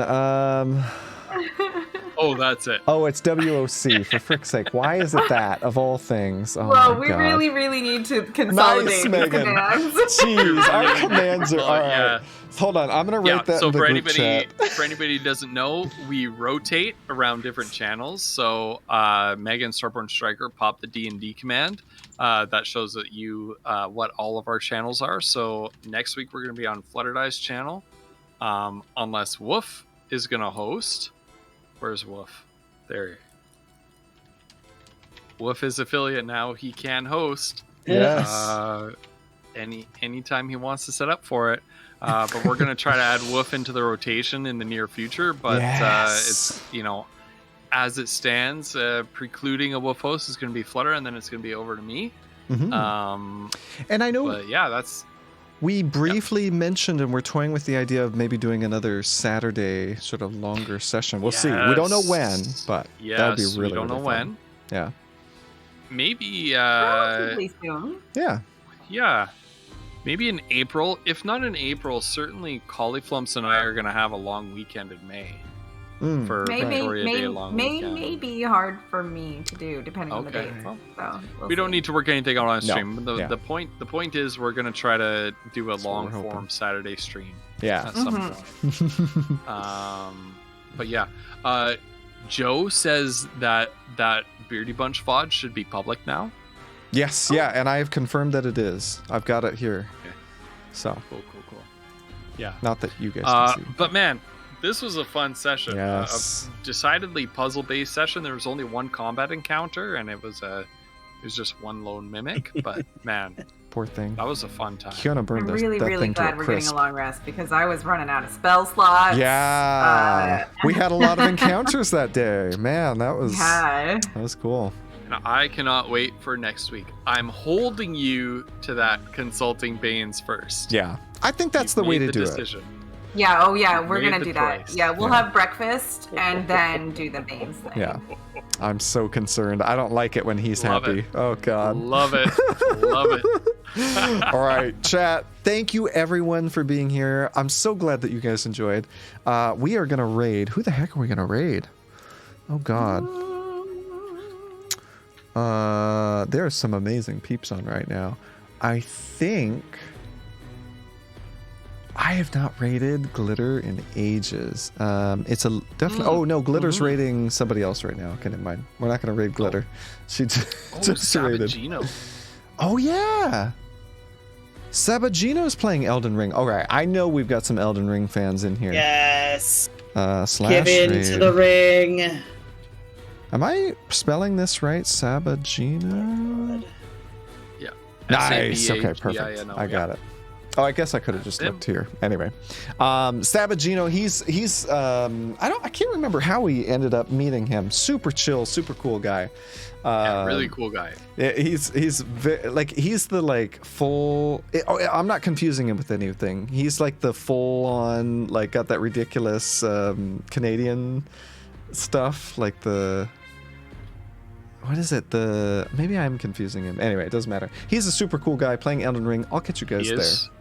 He is Canadian. He is Canadian. He had some meme. It was like getting a rip bud or something like. I don't know. Are you Maybe sure that's. it's showing him as offline? Oh. Through Genovian Trent. Out for a rip, are you, bud? Okay. Out for a rip. That's out the for one. a rip, are you, bud? That's the one. That's the Canadian. Yeah. Well, everybody, let's grab a raid message. Let's go say hi. We'll find out if it's him or not. Oh, cancel the raid? Oh. He may have I ended. think- Yeah, he may have just. Oh yeah, it's over. Oh no. Okay. Definitely over. I All was right, gonna that's say, it didn't two show up false on starts. mine. I'm so sorry, everybody. Glitter's ended. Sabagino's ended. Oops. Honey could rate Shuckle's back. Welcome, Honey Shuckle. Come on, I saw that you lurked a while ago. Also, Seal's Apple. I hope you're doing well. I don't know. Sorry, I have not been paying attention to chat as much as I should be. I know, right? Sorry, we've been Fine. role playing. We're a D&D night. We don't have to pay attention to chat as much That's true. tonight because we're supposed That's to be true. concentrating on Yeah. the game, you guys. It's true. Stick it. You were Stick actually it, good chat. this time. Stick it. we tried really hard this time and we succeeded a lot. But Yeah. Oh man. you're generally not good. I don't know the remaining people on my list as well as some of the other people that I was thinking about rating, but they're all great people. So Nine Baz is a really awesome dude playing the Psycho Frontier. I have no idea Yeah. what that game is, but Nine we're gonna Baz find is out. really cool. Yeah. Yeah. Love Nine Baz. You don't want to raid someone who's ended. What kind of streamer are you? Right? I mean, that That's true, does Joe. happen. Oh man, we pick our raid target and then It's so true, Joe. It's so true. Oh my goodness. When you raid someone and you raid into their chat and they're just like, well, this is awkward. Yeah. Yeah. I've Oh, even man. I think once on a Jay Chili raid, I even like switched to my ending screen and then he raided and then I switched back and I was just like, oh no. That's amazing. Oh my god. Man, well this was again just an absolute blast. We love you guys. We'll see you over at Nine Baz's place. Good night, everybody. Bye. Bye.